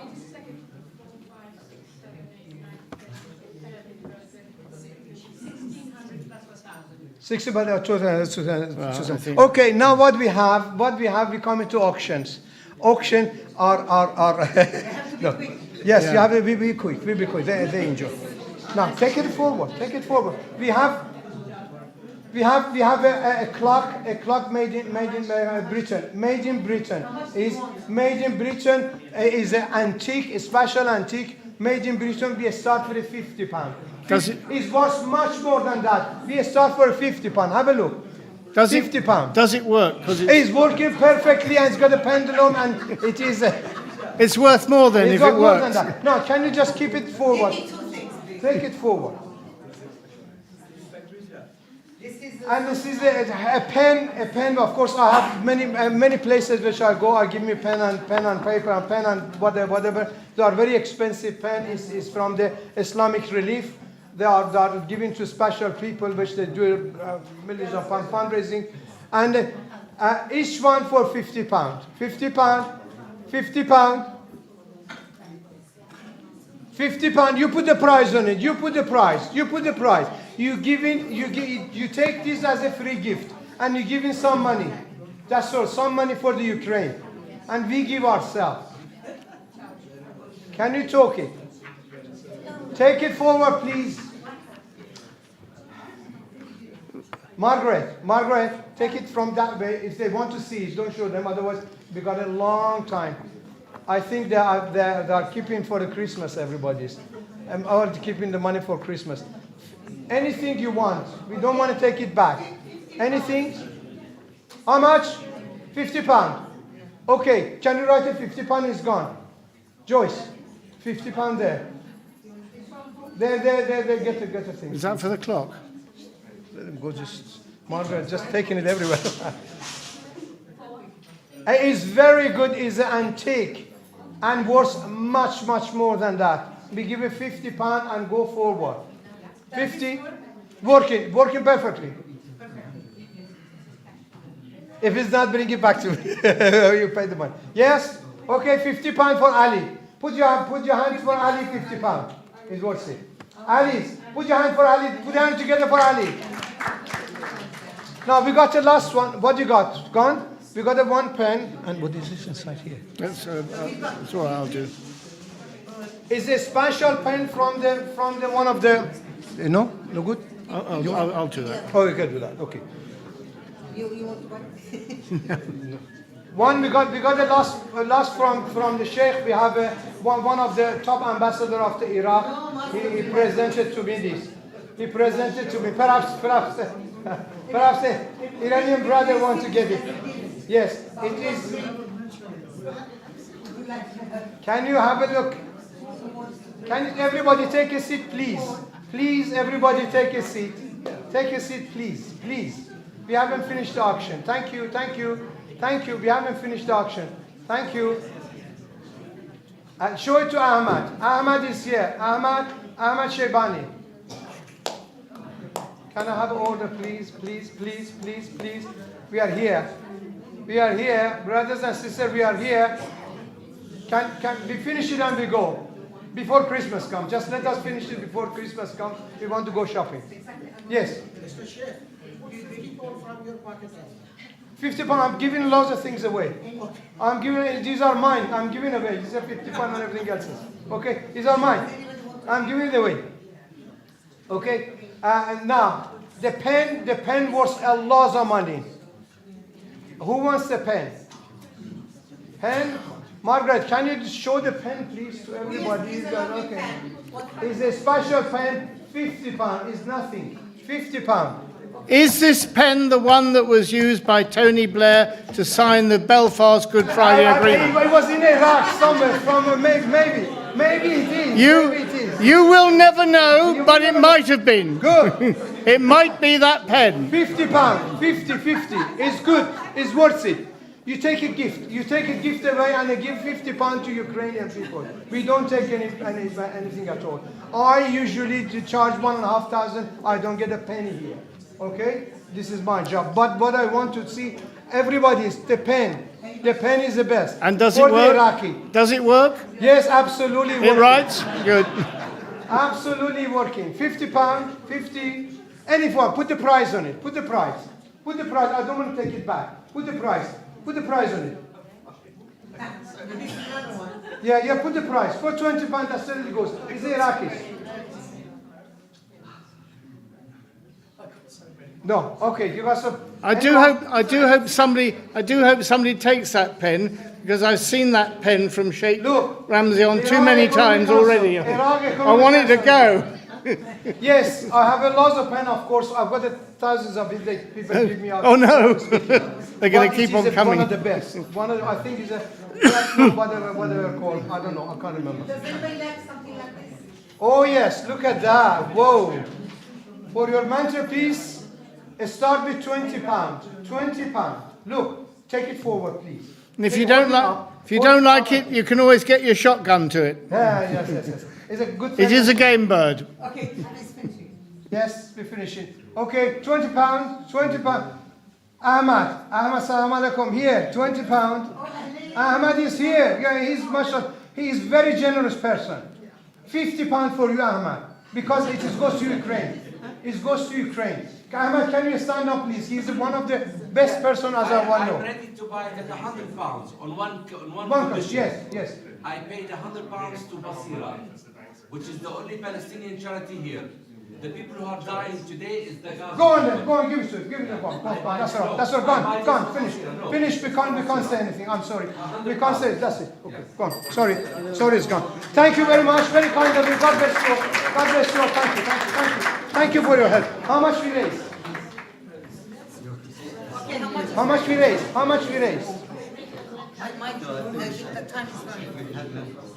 Any of my books? Anybody wants in my new books? The top new books. That's gone. Finish 100 pounds. That's gone. Okay. Thank you everyone for your support. We will summarize what happened and send you information afterwards. But Sheikh Ramzy is a miracle in many times. I think on TV, particularly Islamic Channel TV, he's an expert with fundraising and raising money for many needy causes. Everybody who paid, but however little, however much, thank you very much. Thank you.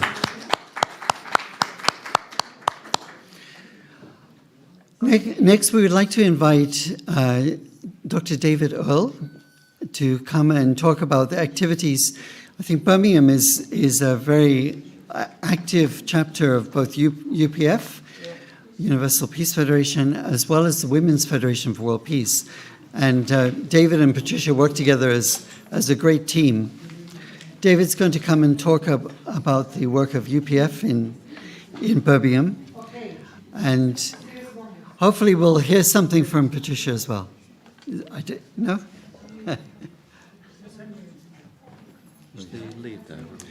She might be.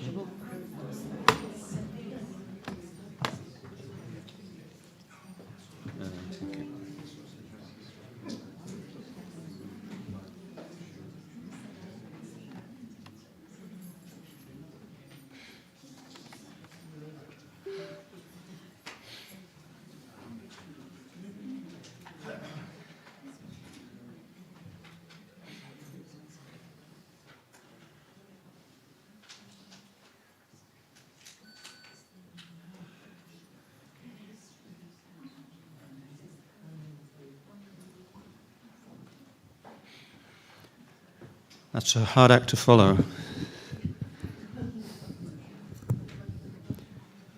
Is the sound okay? Everybody can hear? Okay. All right. Yep. So I'll just show a few slides, a summary of our year, Patricia and myself. It's UPF, but also we work as a team. So some of the activities are UPF and Women's Federation joint activities together. So you'll see quite a lot of ladies on some of the slides. And then I'll just show a few slides at the end to give you a spark of hope, a glimmer of light in the present darkness that we've shown to people at recent meetings since October the 7th. This slide you've already seen. Back in February, first week of February, webinar Speaking Truth to Power. We had the...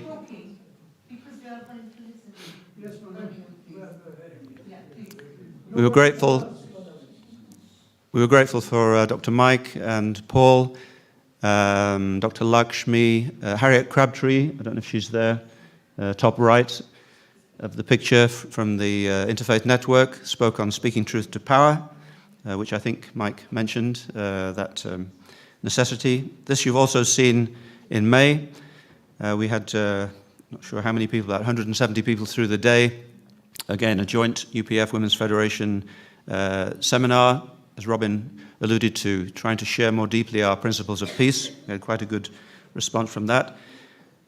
Just like to share, my wife, my better half, received this lovely certificate based on all of her peace work and interfaith work over the last 30 years in the Birmingham Midlands region and beyond, with a lovely certificate from, I think there were 500 of these certificates given out at the time of the coronation. And it was a testimony to the work of so many ladies who've been meeting together over the last 30 years, both their meeting and their social activity that's come out of those meetings. Quite amazing impact that they've had together.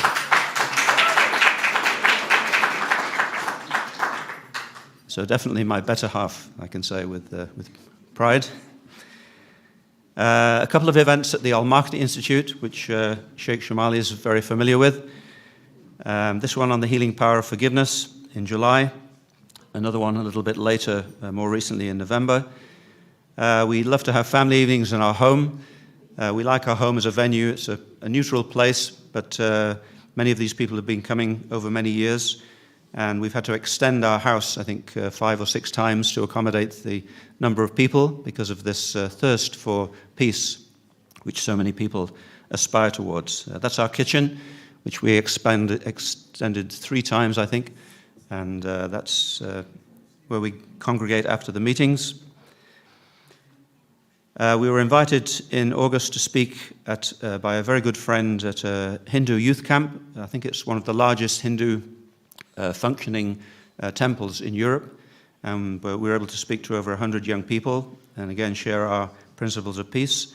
And then just after that, Kuldeep, who's here with us from Birmingham, from the Namdari Sikh community, his guru, Sri Satguru Uday Singh, was here for an interfaith event. There were many dignitaries, the Lord Mayor, Lord Lieutenant, but also many of our friends from the Namdari community. And again, we were able to share our principles of peace and the different activities we've been doing together. It's a very lovely occasion.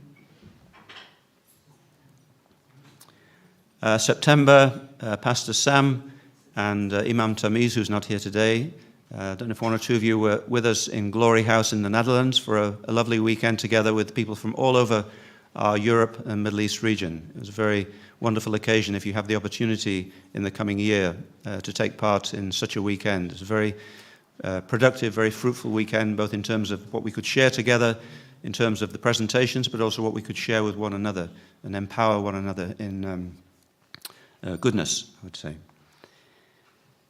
September, beginning of September, the 11th anniversary of Father Moon's passing.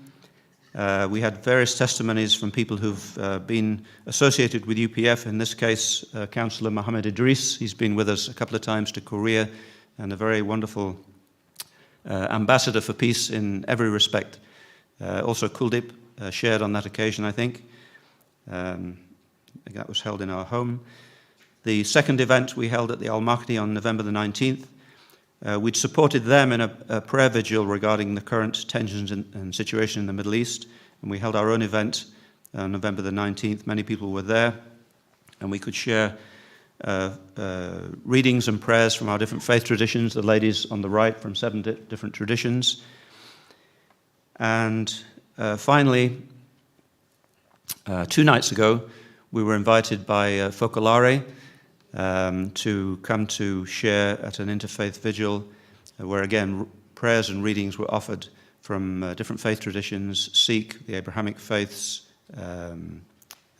Buddhist, different backgrounds. And Patricia was invited to share, so she read, if any of you are familiar with the autobiography of Father Moon, Peace-Loving Global Citizen, towards the end there's a chapter called "The River Never Rejects the Waters That Flow Into It." If any of you are familiar with that. Very beautiful words about flowing towards the ocean, towards peace. And although we come from different rivers and different tributaries from our different denominations and religions, we all flow together, and the river towards peace never rejects those waters that flow into it. And finally, we've spoken a number of times recently and tried to give people, as I said, a glimmer of hope, a spark of light in the darkness. And we wanted to share with them these slides from our visits to the Holy Land, which some of you took part in between 2003 and 2008, principally. I think we went there, not sure how many times. Patricia and myself, we took 7 different interfaith groups.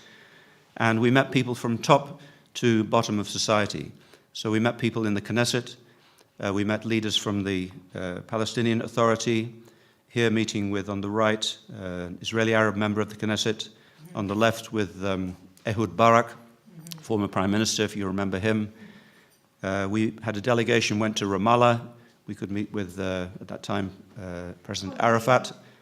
But equally, we went to the very so-called bottom, and we identified and met together with and shared food with Palestinian families. This was in Bethlehem, and we felt and empathized with their pain. And it was a very moving experience for everybody who took part in that, I think. About several hundred of us drove into the West Bank, into Bethlehem, through the separation wall, and then we dispersed into about 100 different homes. And here we met with this family. The husband had just lost his job as an electrician in Jerusalem because of the separation wall. And we felt their pain, and we tried to keep in touch with some of them since that time. So from top to bottom of society, we walked together for peace from the Church of the Holy Sepulchre, the Christian site, to the Western Wall, to Al-Aqsa Mosque. And we could do that together, even though the security forces at that time, during the Second Intifada, didn't want us to do that. The rabbis in our group negotiated with their own security and allowed us to continue. And then when we got to Al-Aqsa, you might recognize somebody at the forefront of that picture. Then we were all allowed by the imams into Al-Aqsa because the imams in our group had made a friendship with the imams in Al-Aqsa. So men, women, Jewish, Muslim, Christian brothers and sisters, we all went into Al-Aqsa together, which is not always possible. And it was electrifying. The imams who were speaking, Imam Bundakji and others, were weeping because of that experience, doing together what sometimes we're not able to do separately. At the Holocaust Memorial, Yad Vashem, again, a beautiful picture, all of us together from our different traditions, including the Native American tradition. And here, a lovely, well-known lady from Birmingham, Rahana, laying flowers at the memorial at Yad Vashem and then greeting survivors and relatives from the Holocaust.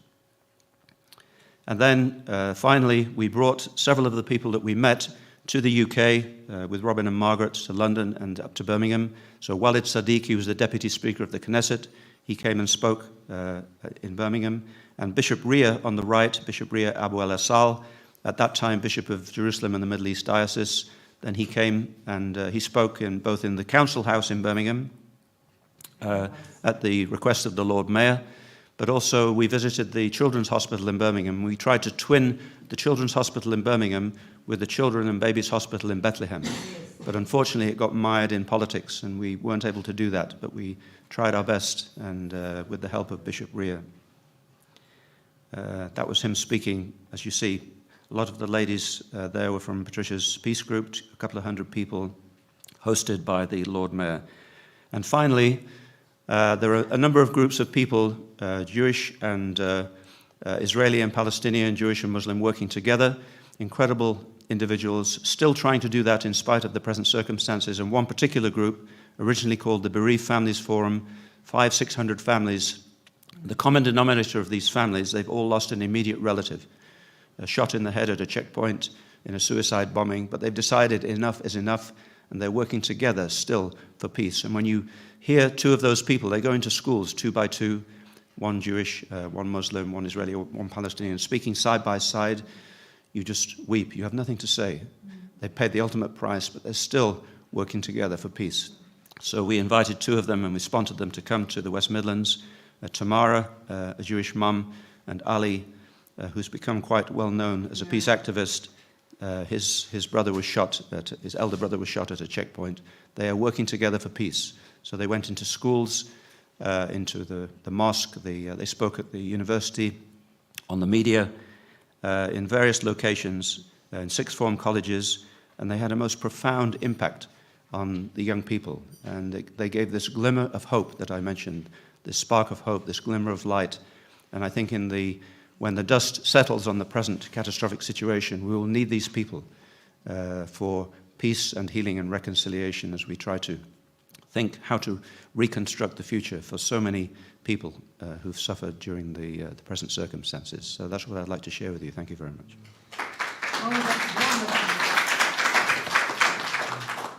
That's wonderful. It reminds me of all those wonderful people. You think that there is war and everybody hates everybody, and you find fantastic people that can be the road to peace, you know. It's unfortunate that we couldn't go for so many years now, but we want to go again in Bethlehem. I mean in Jerusalem, but for Israel Palestine, and many people know anyway. But now it's my amazing women. Women empowerment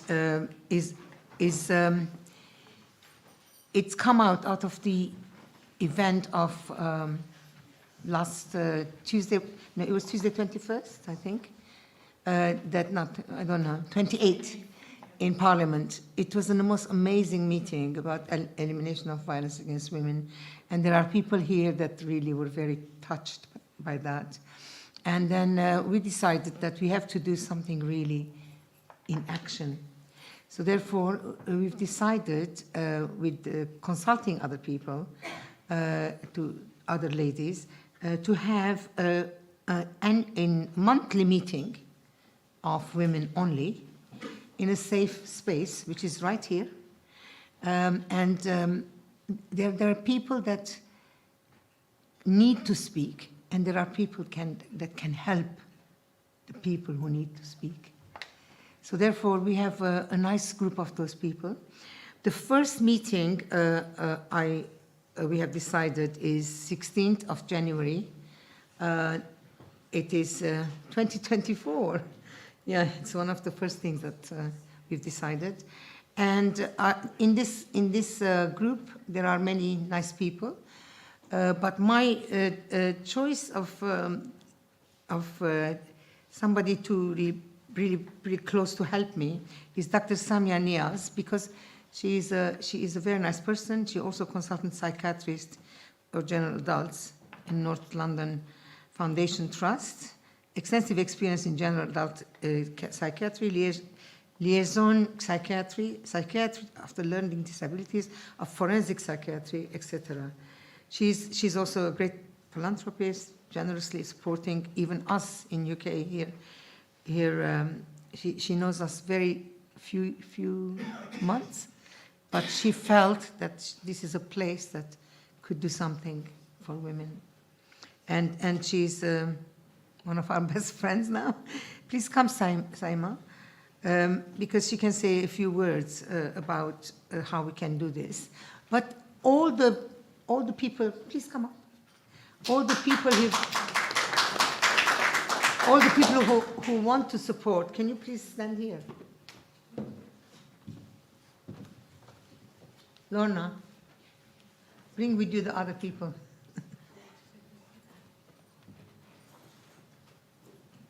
Durdana, you want to support the women?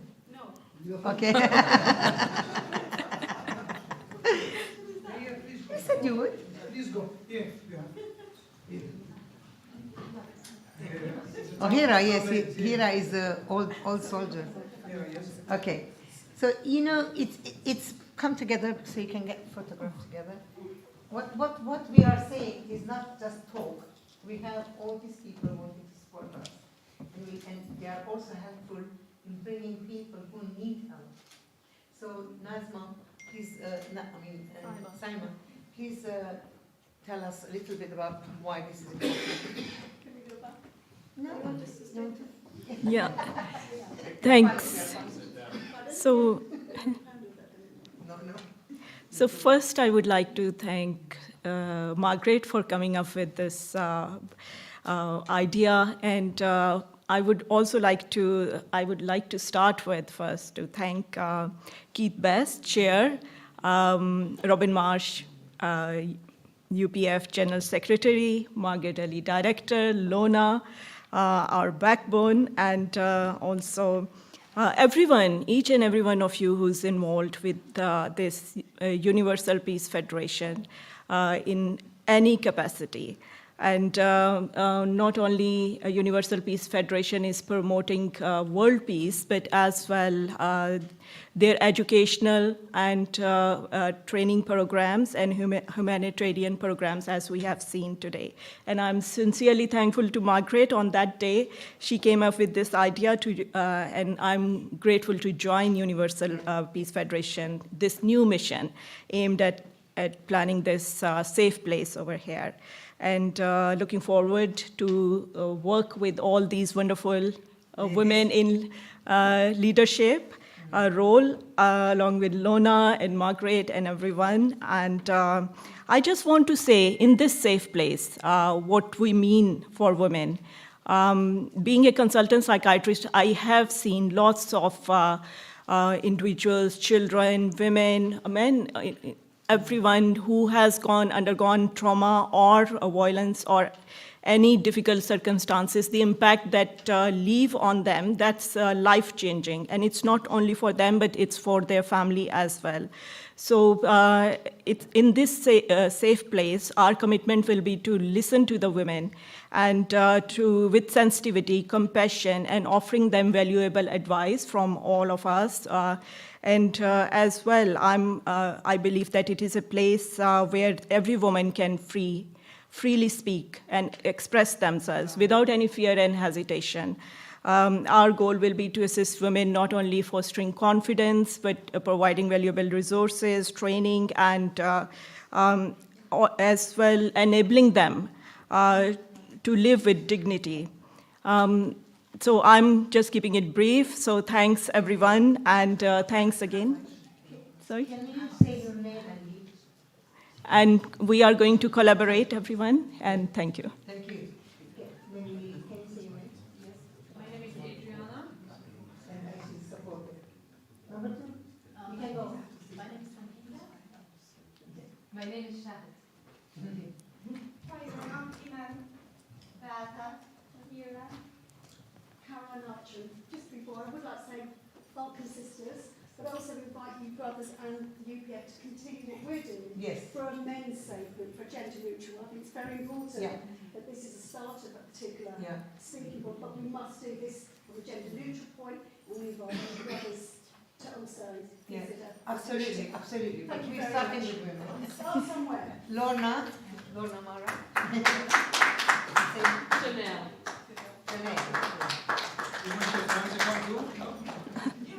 Thank you. Thank you. Time has come.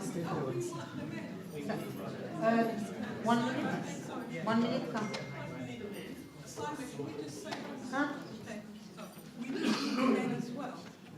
I don't want it to start with No, men's but we one. need their support. We're looking for allyship. That's why we want to get the women together.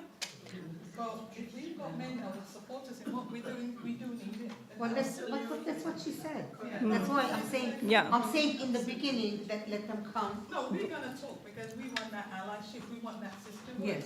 Yes, that's right. And then later on, we have here in this room many men supporters. Yeah. Yeah, I mean they will come. Their turn will come. Thank you very much. Okay, I think. What was it? Oh, I beg your pardon. Keith or anybody else who wants to come? Saima has been a very good supporter for us as well. And this is your ambassador for peace of world, darling. Thank you so much. Thank you. Yeah.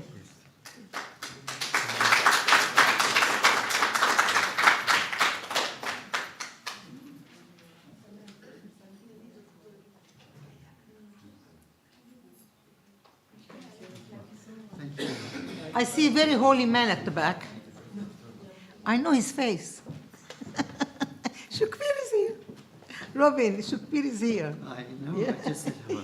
Yeah, hello. So, thank He's you, got Margaret. to speak. Next, we'd like to invite up.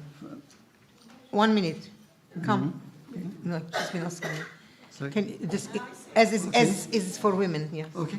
Because she also has women's group, yeah. Well, I have a women's group, which I thought that we are the only bridge for peace and humanizing our society and benefit from supporting each other. But again, you cannot do it without men.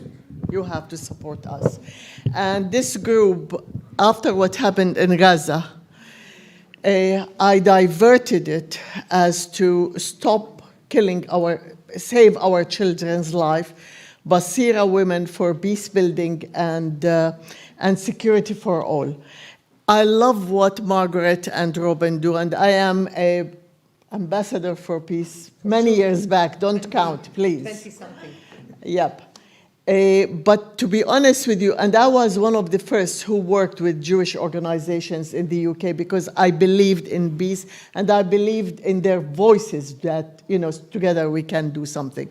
For about 15 years, more than 15 years, I lobbied with all Jewish organizations, British organizations, who believed in our common humanity. And I was disappointed, and most unfortunate, it is because of the organization that converted me and influenced me because they changed their tone.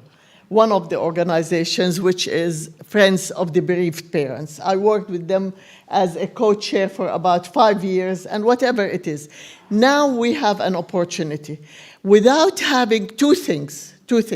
If we are going to make this, what you are suggesting, something for women, it has to be a movement for peace from everybody. Men, women, believing in moving forward. We don't want any more conflicts. But again, it has to be with a political vision that guarantee for each and everyone that what is happening till today, no ceasefire, it's killing.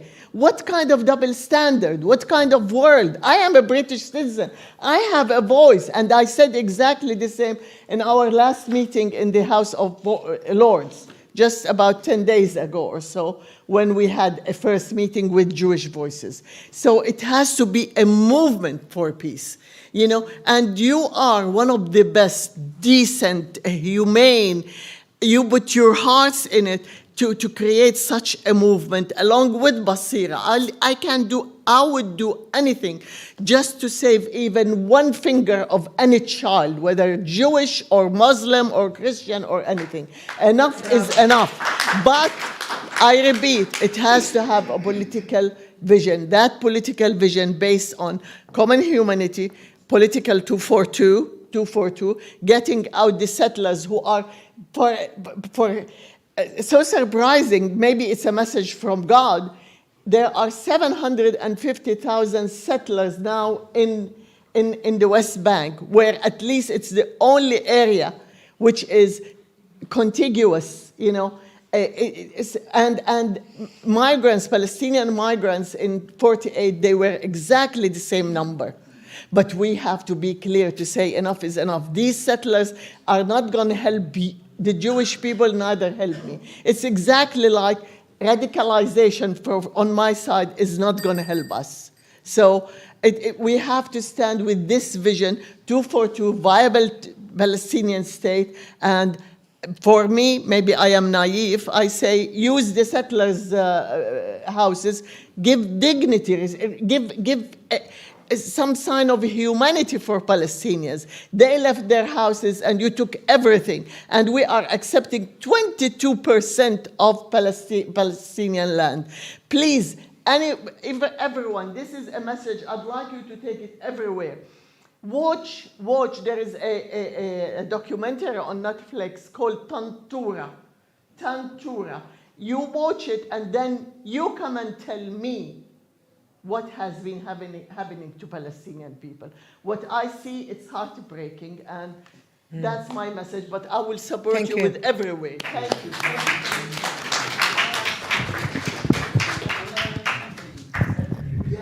Oh, I'm sorry. Sure. Well, thank you. I would like to thank everyone for their contributions. That was wonderful, and you can feel Alam's pain.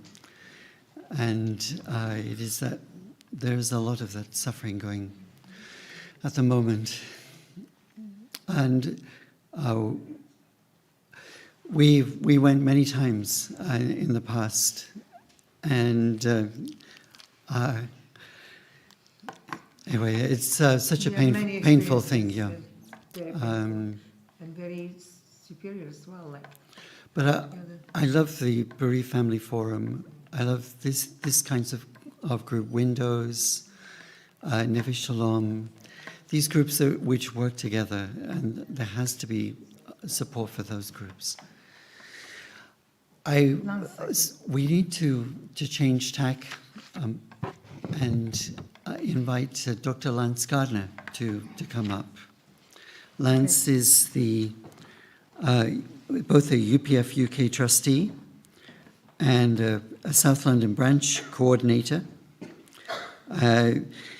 He works as a professional in financial services technology in the City of London.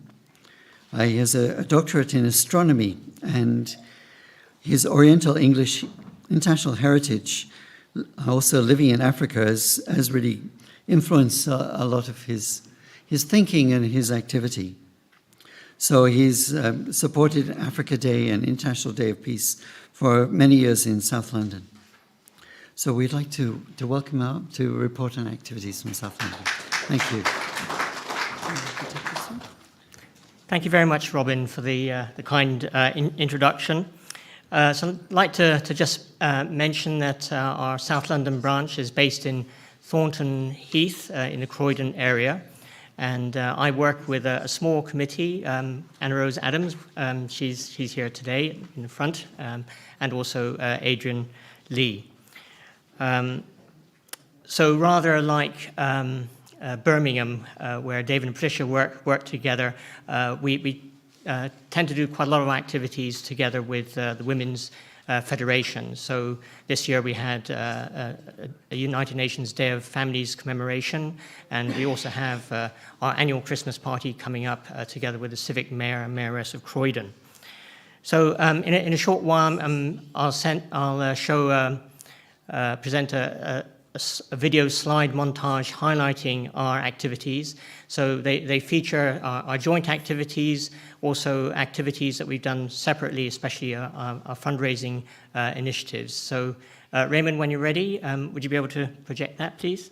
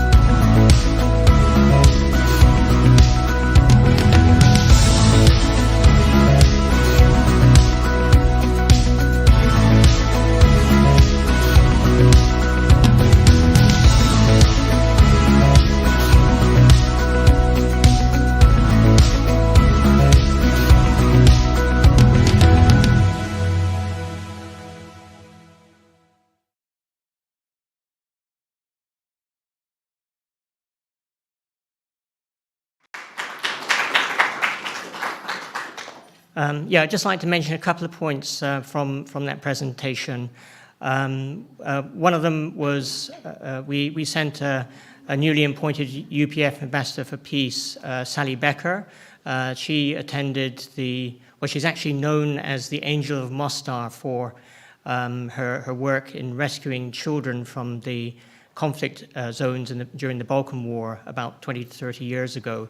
And she went back to Kosovo to attend the Women's Federation International Conference there, and that's the first time she's been there for 30 years, and it was a deeply moving experience for her. She even met someone, one of the children whom she rescued there. She is also a Jewish person and very concerned about the situation there in Israel and Gaza, and she's doing her best to help children on both sides. Also like to mention at the end, we have an ongoing appeal for Sudan. It's a very difficult situation. Our Ambassador of Peace, Dr. Mekki El Sayed, is working particularly with the Hellenic Red Cross to send aid there, but they're trying to, they're waiting for a peace agreement to make it safe to actually deliver aid directly to Sudan. So anybody who's helped support that initiative, very grateful, but we'll keep you informed of how that's going. Thank you very much for your attention.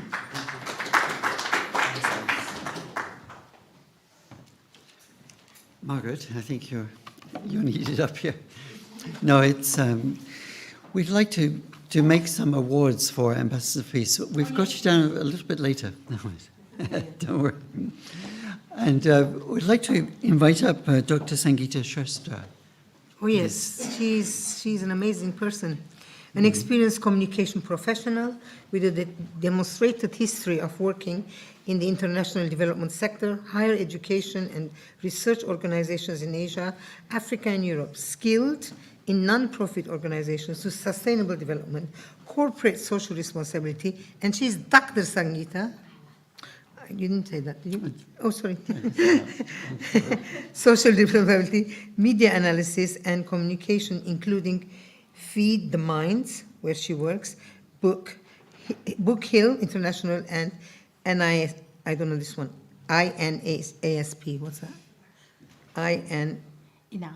INASP. Yeah. What is it? It's a research communication organization based in Oxford that I worked before. Yeah, yeah. She, Okay. UPF in Nepal has a very strong root. We were helping very much when there was conflict. So we were helping to moderate or mediate, and the Eknath Dekal, who's one of the leaders, who's a parliamentarian from Nepal, he asked me to help Thamala,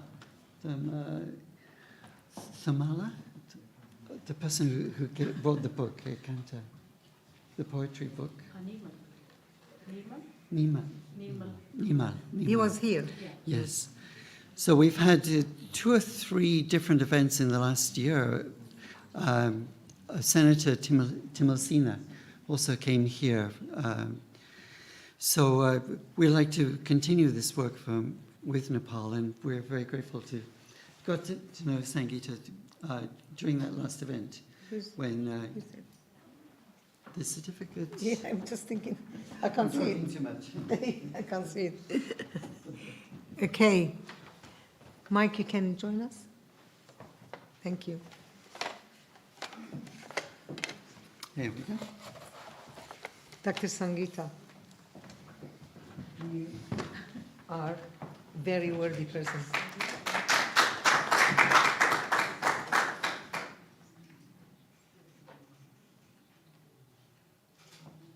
Actually, we didn't read about, she actually writes.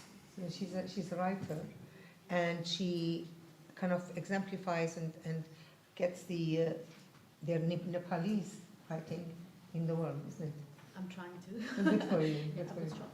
Thank you, speech. Okay, you can hear. Can I just Sure. Couple minutes. It's 2 minutes, yeah. A little bit. Yeah, two minutes, a little bit. Let's see, Ranu with 2 minutes. Ladies and gentlemen, I'm deeply honored to stand before you today as the recipient of the Ambassador of Peace Award from UPF.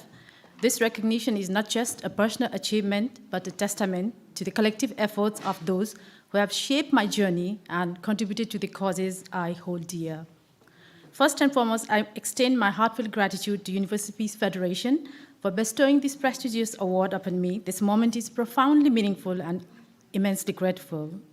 My journey in international development spanning over 15 years has been a collaborative effort, and I owe a debt of gratitude to my family, former colleagues from different organizations I work with in Nepal and in the UK, and friends and well-wishers who have supported me along the way. Without their unwavering encouragement, none of the impactful initiatives I have been part of would have been possible. Throughout the years, my commitment to advocating for change has been in various forms, from shedding light on the stories of trafficked women and refugees to campaigning for environment and wildlife conservation and communicating research on various social issues. I want to express my gratitude to the incredible individuals I've had the privilege to work with. Their trust, openness in sharing their experiences, and dedication to various causes have allowed me to bring important issues to different platforms. I would also like to thank various media outlets I work with over the 15 years period, including BBC, CNN, National Geographic Channel, Charity Today, Global Voices, Medical Express, USA Radio Networks, and various media in Nepal, Bangladesh, Sri Lanka, and many others in various parts of the world who have been instrumental in amplifying these vital messages. Their collaboration has been essential in giving a voice to the voiceless and fostering understanding on a global scale. I firmly believe in the transformative power of words, viewing them not only as a means of communication, but as tools to reshape perspective and catalyze positive change. Whether through fiction or stories on crucial development issues, my aim is to convey messages that resonate with the broader audience. From my debut novel, which was published while I was 18, highlighting women trafficking, to my upcoming novel on the women's sexuality, health, body image, as well as associated stigma, my goal has always been to bring social issues to light. As I stand here today, I'm proud to be associated with Feed the Minds, which is an international development organization where I currently work. In my role, I advocate for women's empowerment through education. The belief in education as a catalyst for positive transformation drives my work, and I'm grateful for the opportunity to contribute to such a noble cause. In conclusion, I want to express my sincere appreciation to UPF and all those who have supported and inspired me. Let us continue working together towards a more peaceful and compassionate world. Thank you. Thank you so much, Hojjat. I'd like to invite PC Rani Gundu to come to the stage, and David and Patricia also, if you could come.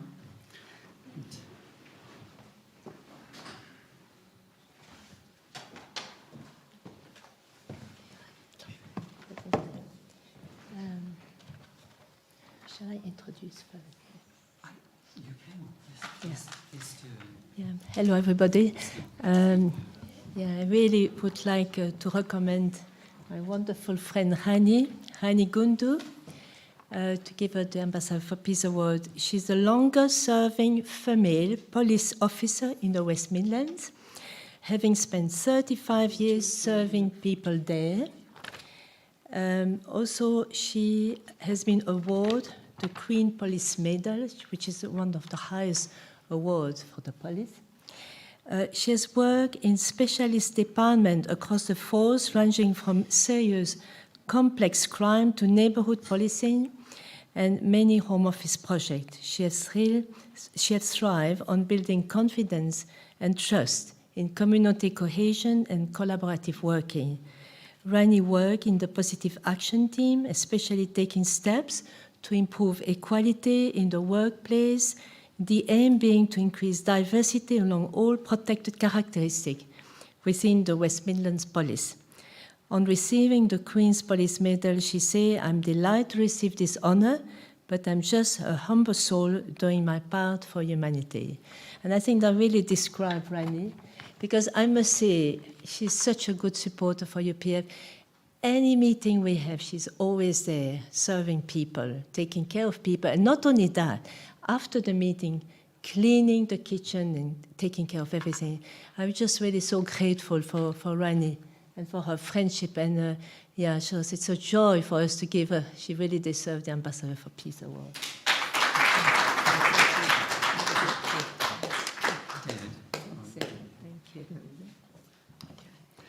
you. Do you mind moving over?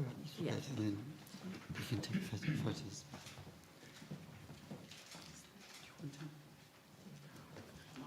Margaret wants to come too. Yeah, Sure, sure. You can? Thank you, yeah. I just wanted to be with her. Sure.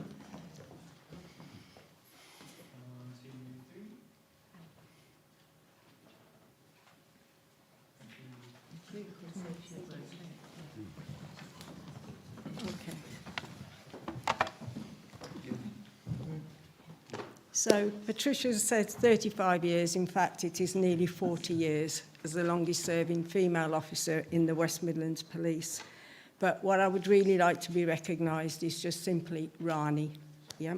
So today we come together not just to award a piece of parchment, but to celebrate and recognise the accumulation of years of hard work, unwavering passion and an insatiable thirst for knowledge serving humanity.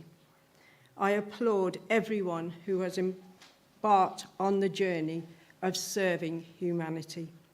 In the interest of world peace, in a world of immense adversity, this moment is a testament to the power of human potential and the pursuit of excellence in the face of adversity. The world we live in is vast and diverse, filled with challenges that can seem insurmountable, yet it is precisely in the face of adversity that the human spirit shines the brightest. Today is a celebration of everyone's potential and the bright, audacious minds of UPF supporters before me here today. In the face of challenges, remember, you are more resilient than you realise. Your ability to adapt and learn from failures and to bounce back with renewed determination will be your greatest asset. You are not alone in your journey. Seek out mentors and wise guides who can offer their wisdom and support. Surround yourself with positive influences and like-minded individuals with a shared passion for positive change. Never underestimate the power of small actions, every act of kindness and every effort to lift up others can bring about profound transformation and growth. Embrace diversity and inclusion. And remember too, you cannot have diversity without having inclusion. The world is a tapestry of cultures, perspectives and ideas which deserve to be shared. Embrace the opportunities to build those safer, harmonious communities where everyone is respected and valued, no matter what part of the world you are from. Let your courage define you and not your fears. For together we can achieve so much, but alone we will only do a little bit. Until we all accept that we are all part of the global human family, we must continue to build on universal kindness and supporting each other. For yesterday is history, and tomorrow is a mystery, but today is a gift. I think, and I always thank each and every one on this journey of life that have been with me, believe in me, and yet to be in it. For we must never give up hope that the world can be a better place. Enjoy the festive season, and I wish you all health and happiness infinitively. Enjoy and thank you. This is everyone's award, not just mine. Thank you.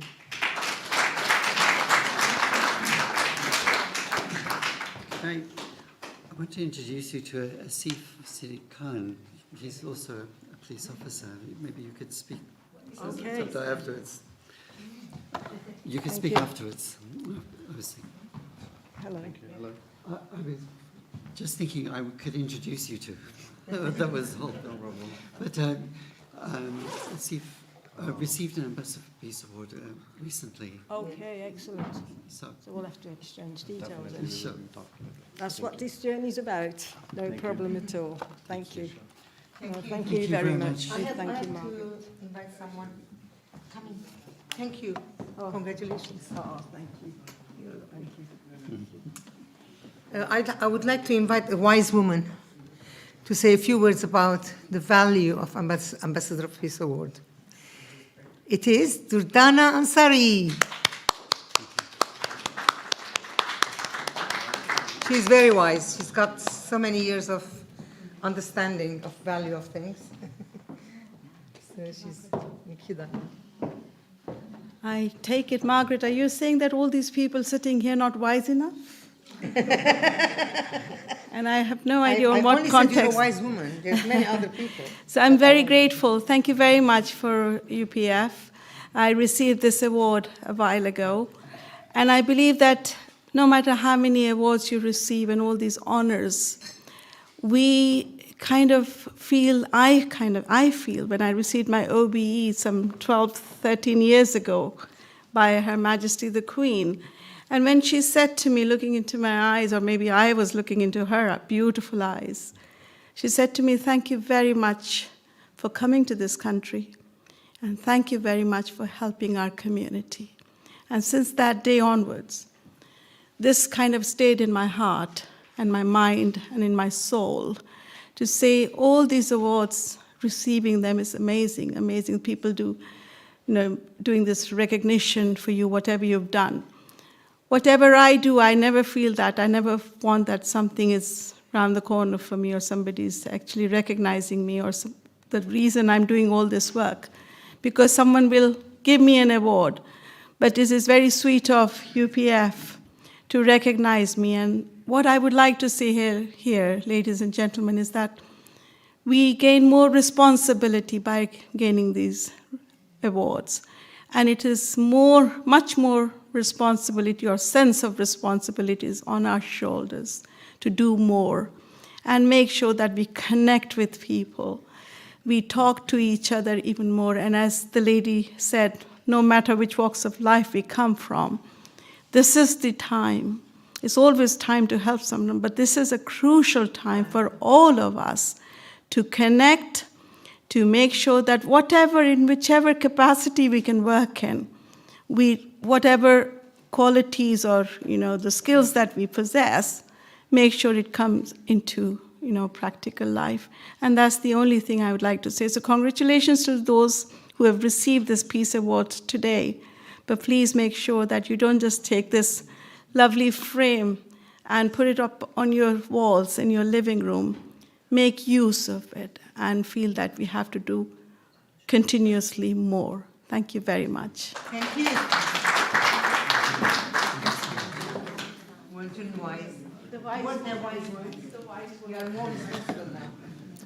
So we're now having a series of 2-minute contributions up until 5 o'clock.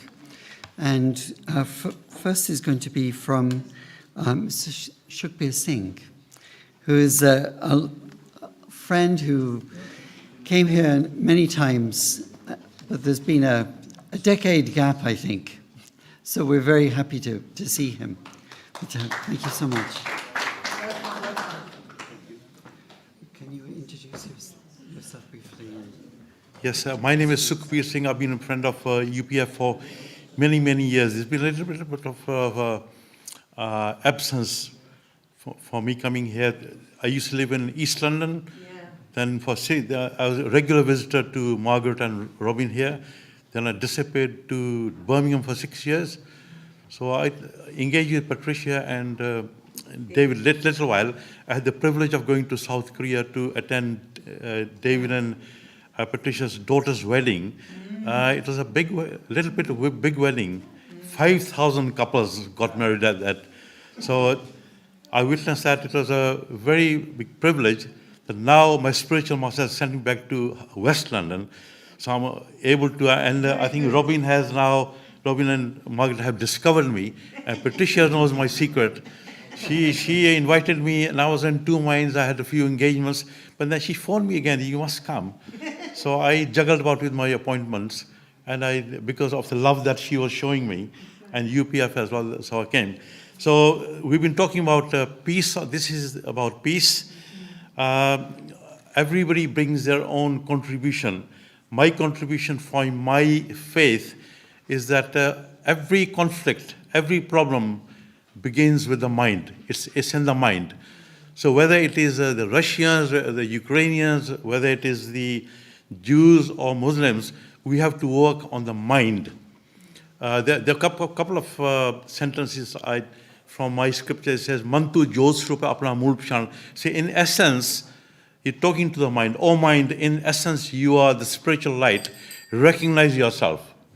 It is the journey to recognizing yourself that you find peace within yourself.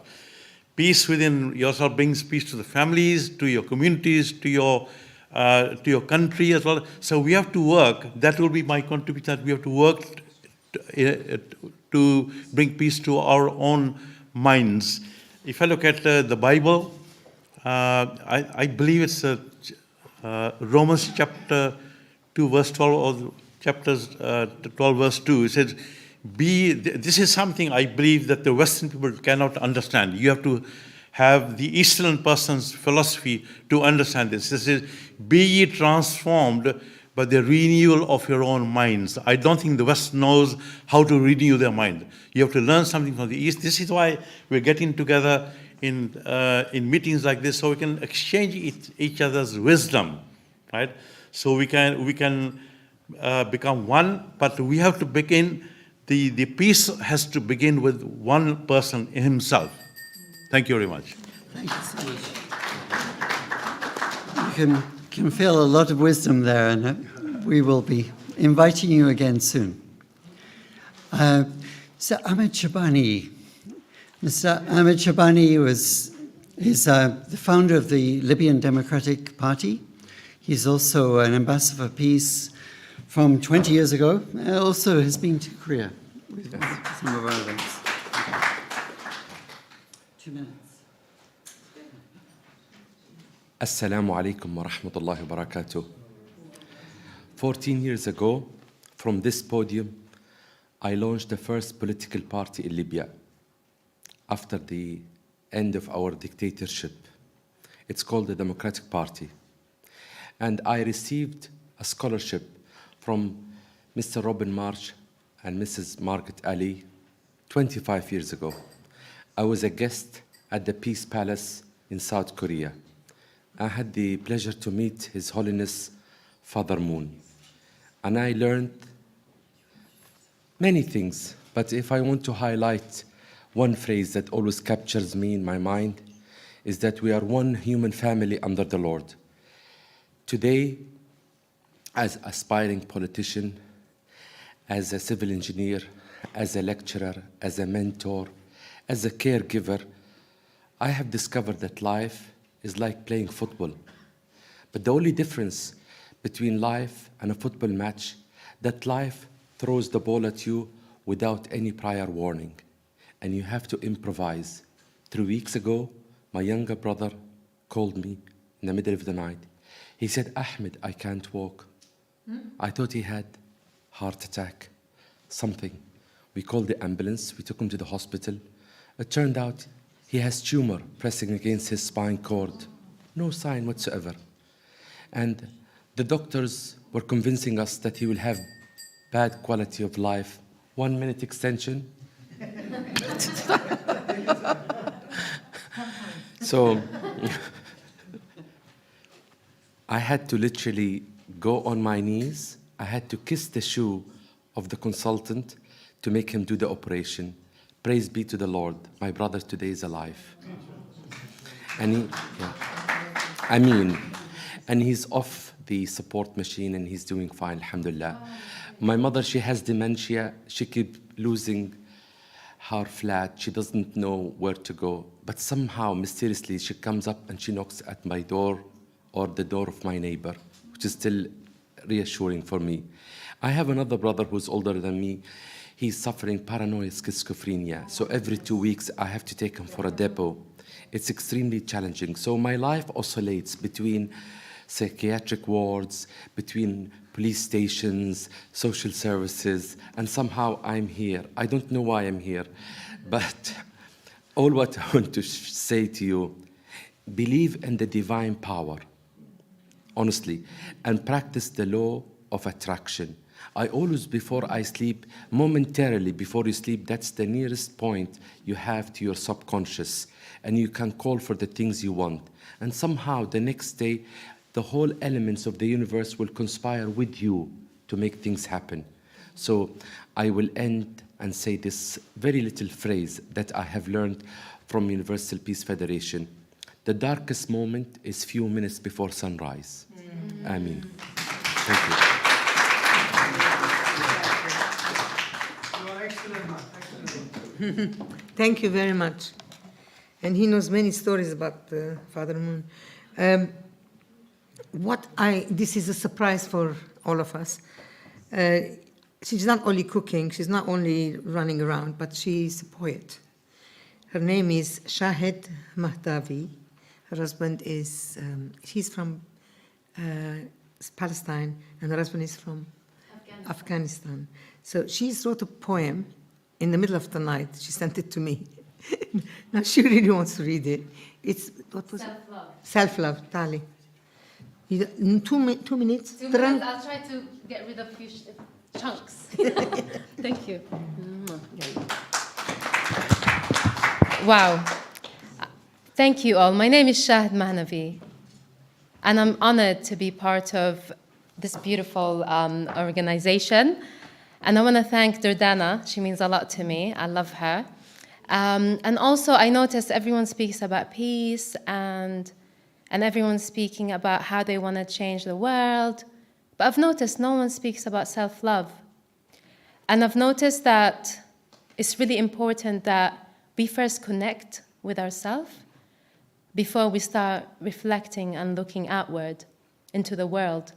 And I feel there's a lot of conflicts out there because people don't know what they're looking for, and they're constantly trying to find it from somewhere else.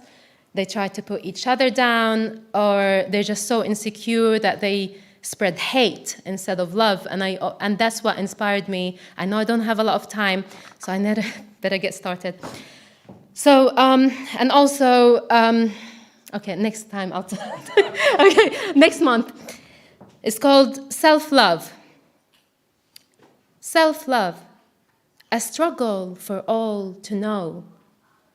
When I speak of my journey, it starts to show a topic that touches every woman's heart, unfolding a mystery, a treasure to impart.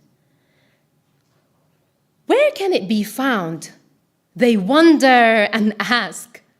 Their eyes glitter, seeking answers to find.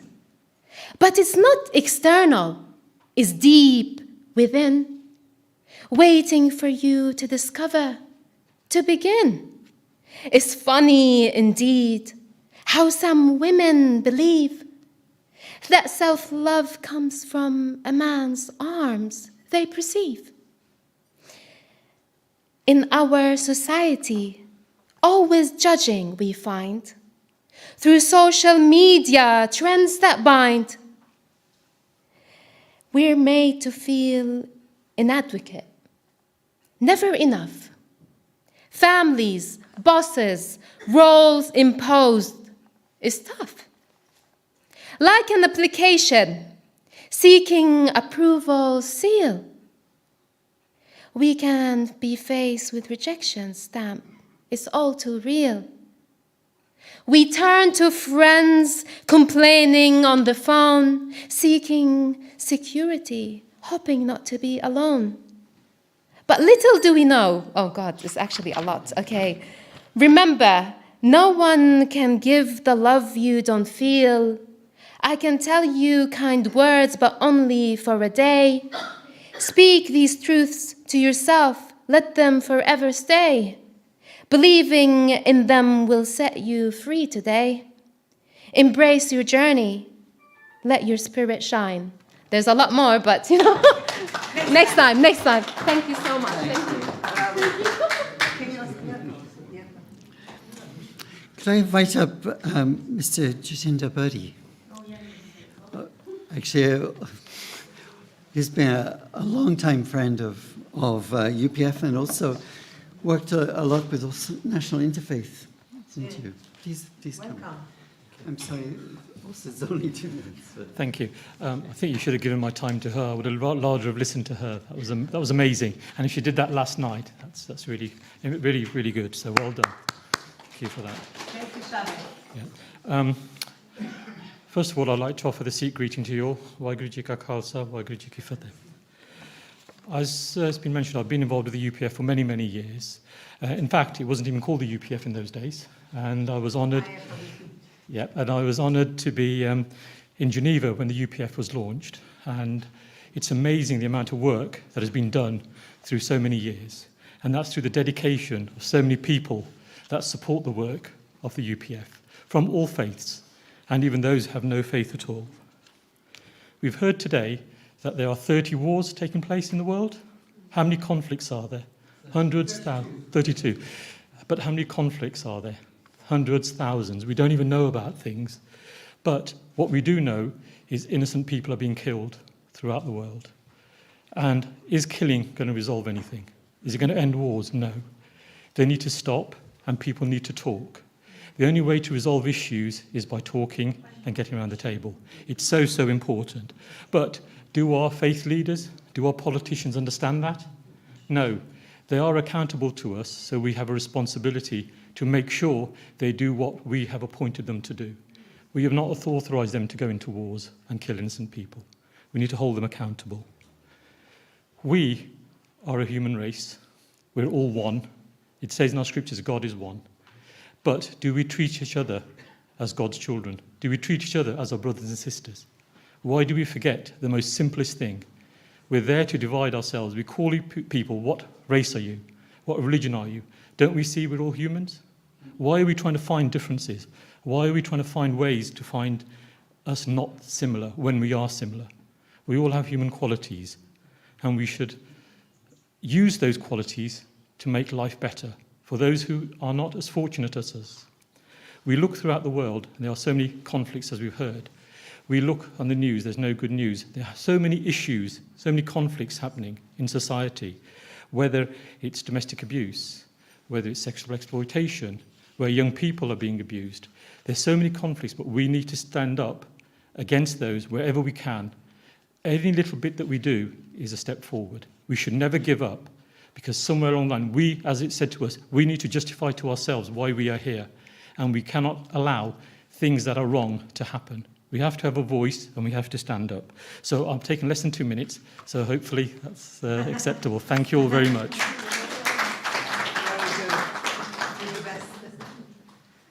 And very, very wise, isn't it? I'm going to invite Beata Sajdev. And I met her very recently, actually. I can't remember how many days ago, not even a month. But she really touched my heart. And we were together, and she was speaking to me and wanting to support women, etc. And I gave her 2 minutes because I think she has a lot to offer. Could you come and speak?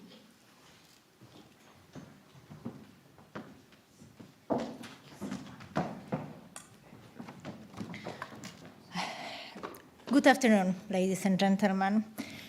Thank you so much for giving me this opportunity to speak today. When I first met people from the Federation, that made me feel so comfortable, as if I had known them in my entire life. Especially, big thank you to Margaret, the Duchess, Nivin Elgama, and Dimi Coach, for embracing me with open arms. I was able to be very open and honest with everyone I spoke to, and I saw no hidden agendas or judgments on geographical or religious background. It felt like a family, but family you would choose to have, not always those that are imposed on us. I am amazed at the commitment demonstrated to Universal Peace Federation, your dedication to creating a world where everyone feels valued, respect, and heard is necessary in the modern world. It has inspired me to get involved and play my part. Let's continue to join hands, hearts, and minds in this shared journey towards a world where peace wins. A world where a Universal Peace Federation's vision becomes a reality to generation to come. Thank you so much.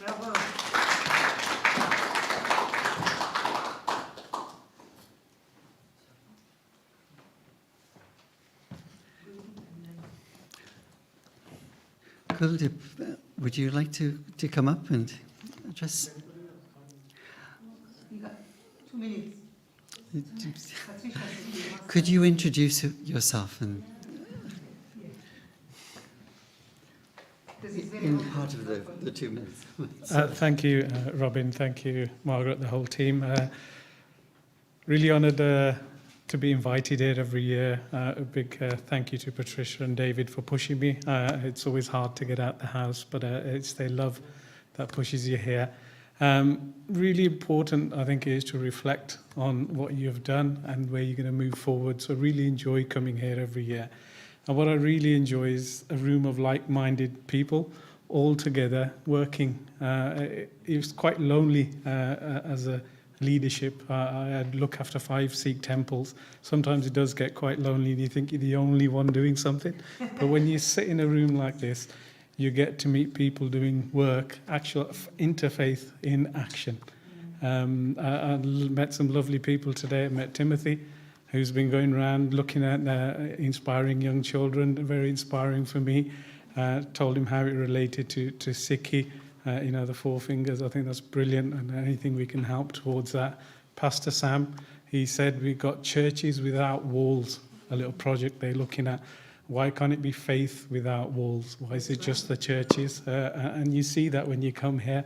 You see a young individual helping people at a university, and offered my help to him as well because he's helping other people.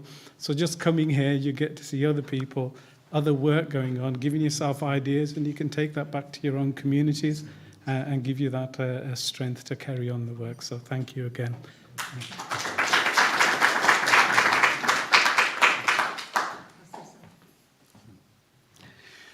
You heard from him towards the beginning. We're going to hear from giving the prayer, but we'd like to invite out Pastor Sam from Central Holiness Center in Holiness Center Global. Global.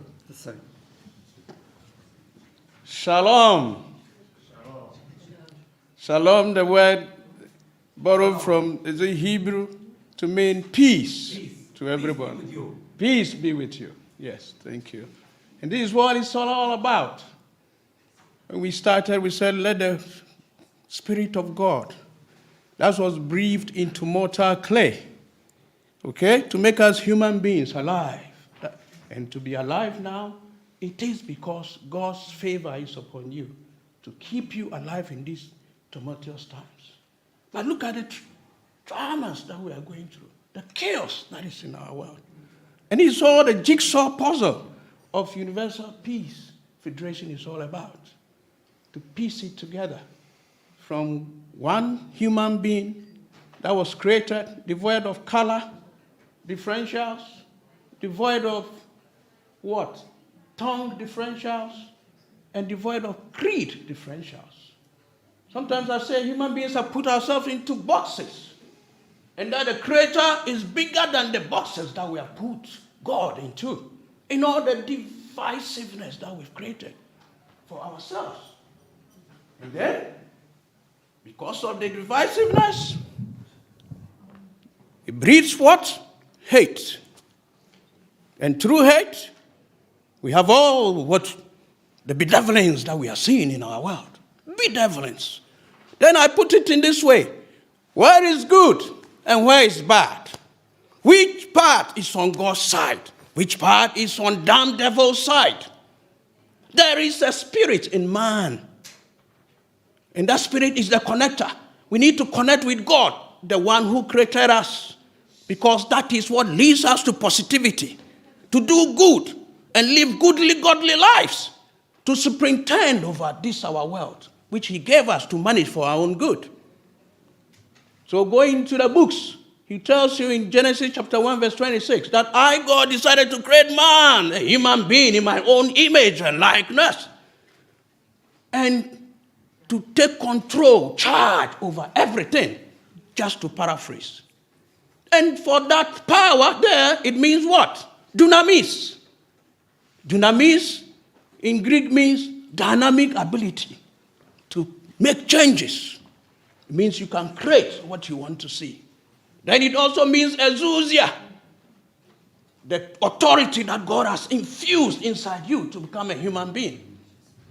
But you see, if you don't make the effort, like all the speakers are saying, make the effort, towards the right side of the spectrum, what I call the spiritual spectrum.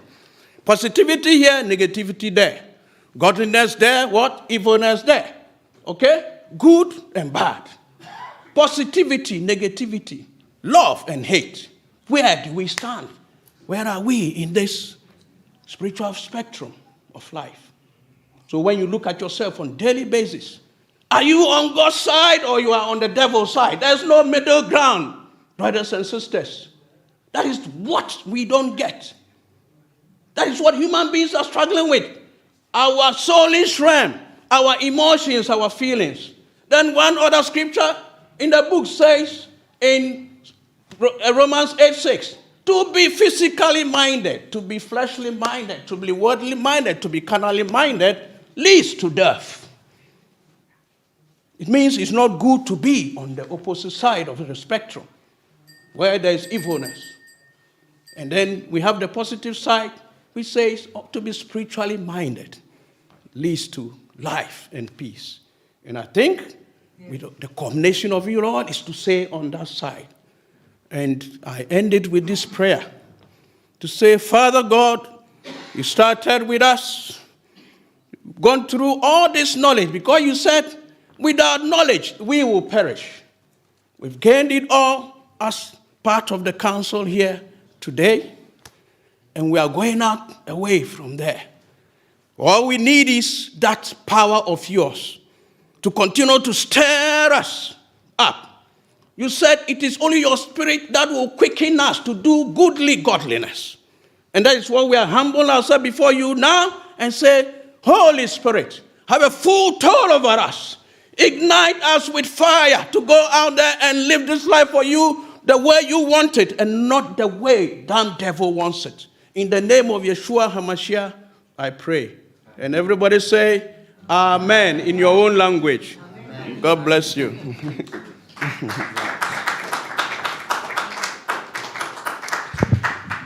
Thank you so much, everyone. We've gone through a full afternoon. We've had amazing contributions from all over the world. When you think about being a global citizen, Father Moon wrote an autobiography called Peace-Loving Global Citizen. I think you have listened today, you've contributed, you've met, you've shared. You've become just by being here, you've become a global citizen. You've heard perspectives from Nepal, from Africa, from Middle East, from different parts of Europe. You've heard contributions from all over the world, almost. But actually, we need to go out and become really good global citizens. So Universal Peace Federation has this feeling that God is our heavenly parent and that we are one world family. And we have to take care of those members of our family who are not doing so well. Let's do that next year. Thank you so much. Have a safe journey home. Practical note, if you donated something and you haven't signed for gift aid, see Joyce in the red jacket back there. Thank you. Hera Hojjat, she actually was a professional whatever. Broadcasting. Plus, he wants people to speak to them. Can we get a photograph, family photograph? Family photograph, please come forward. Family photograph. Everybody, please come for family photograph. The last time we got here. Come. tomorrow.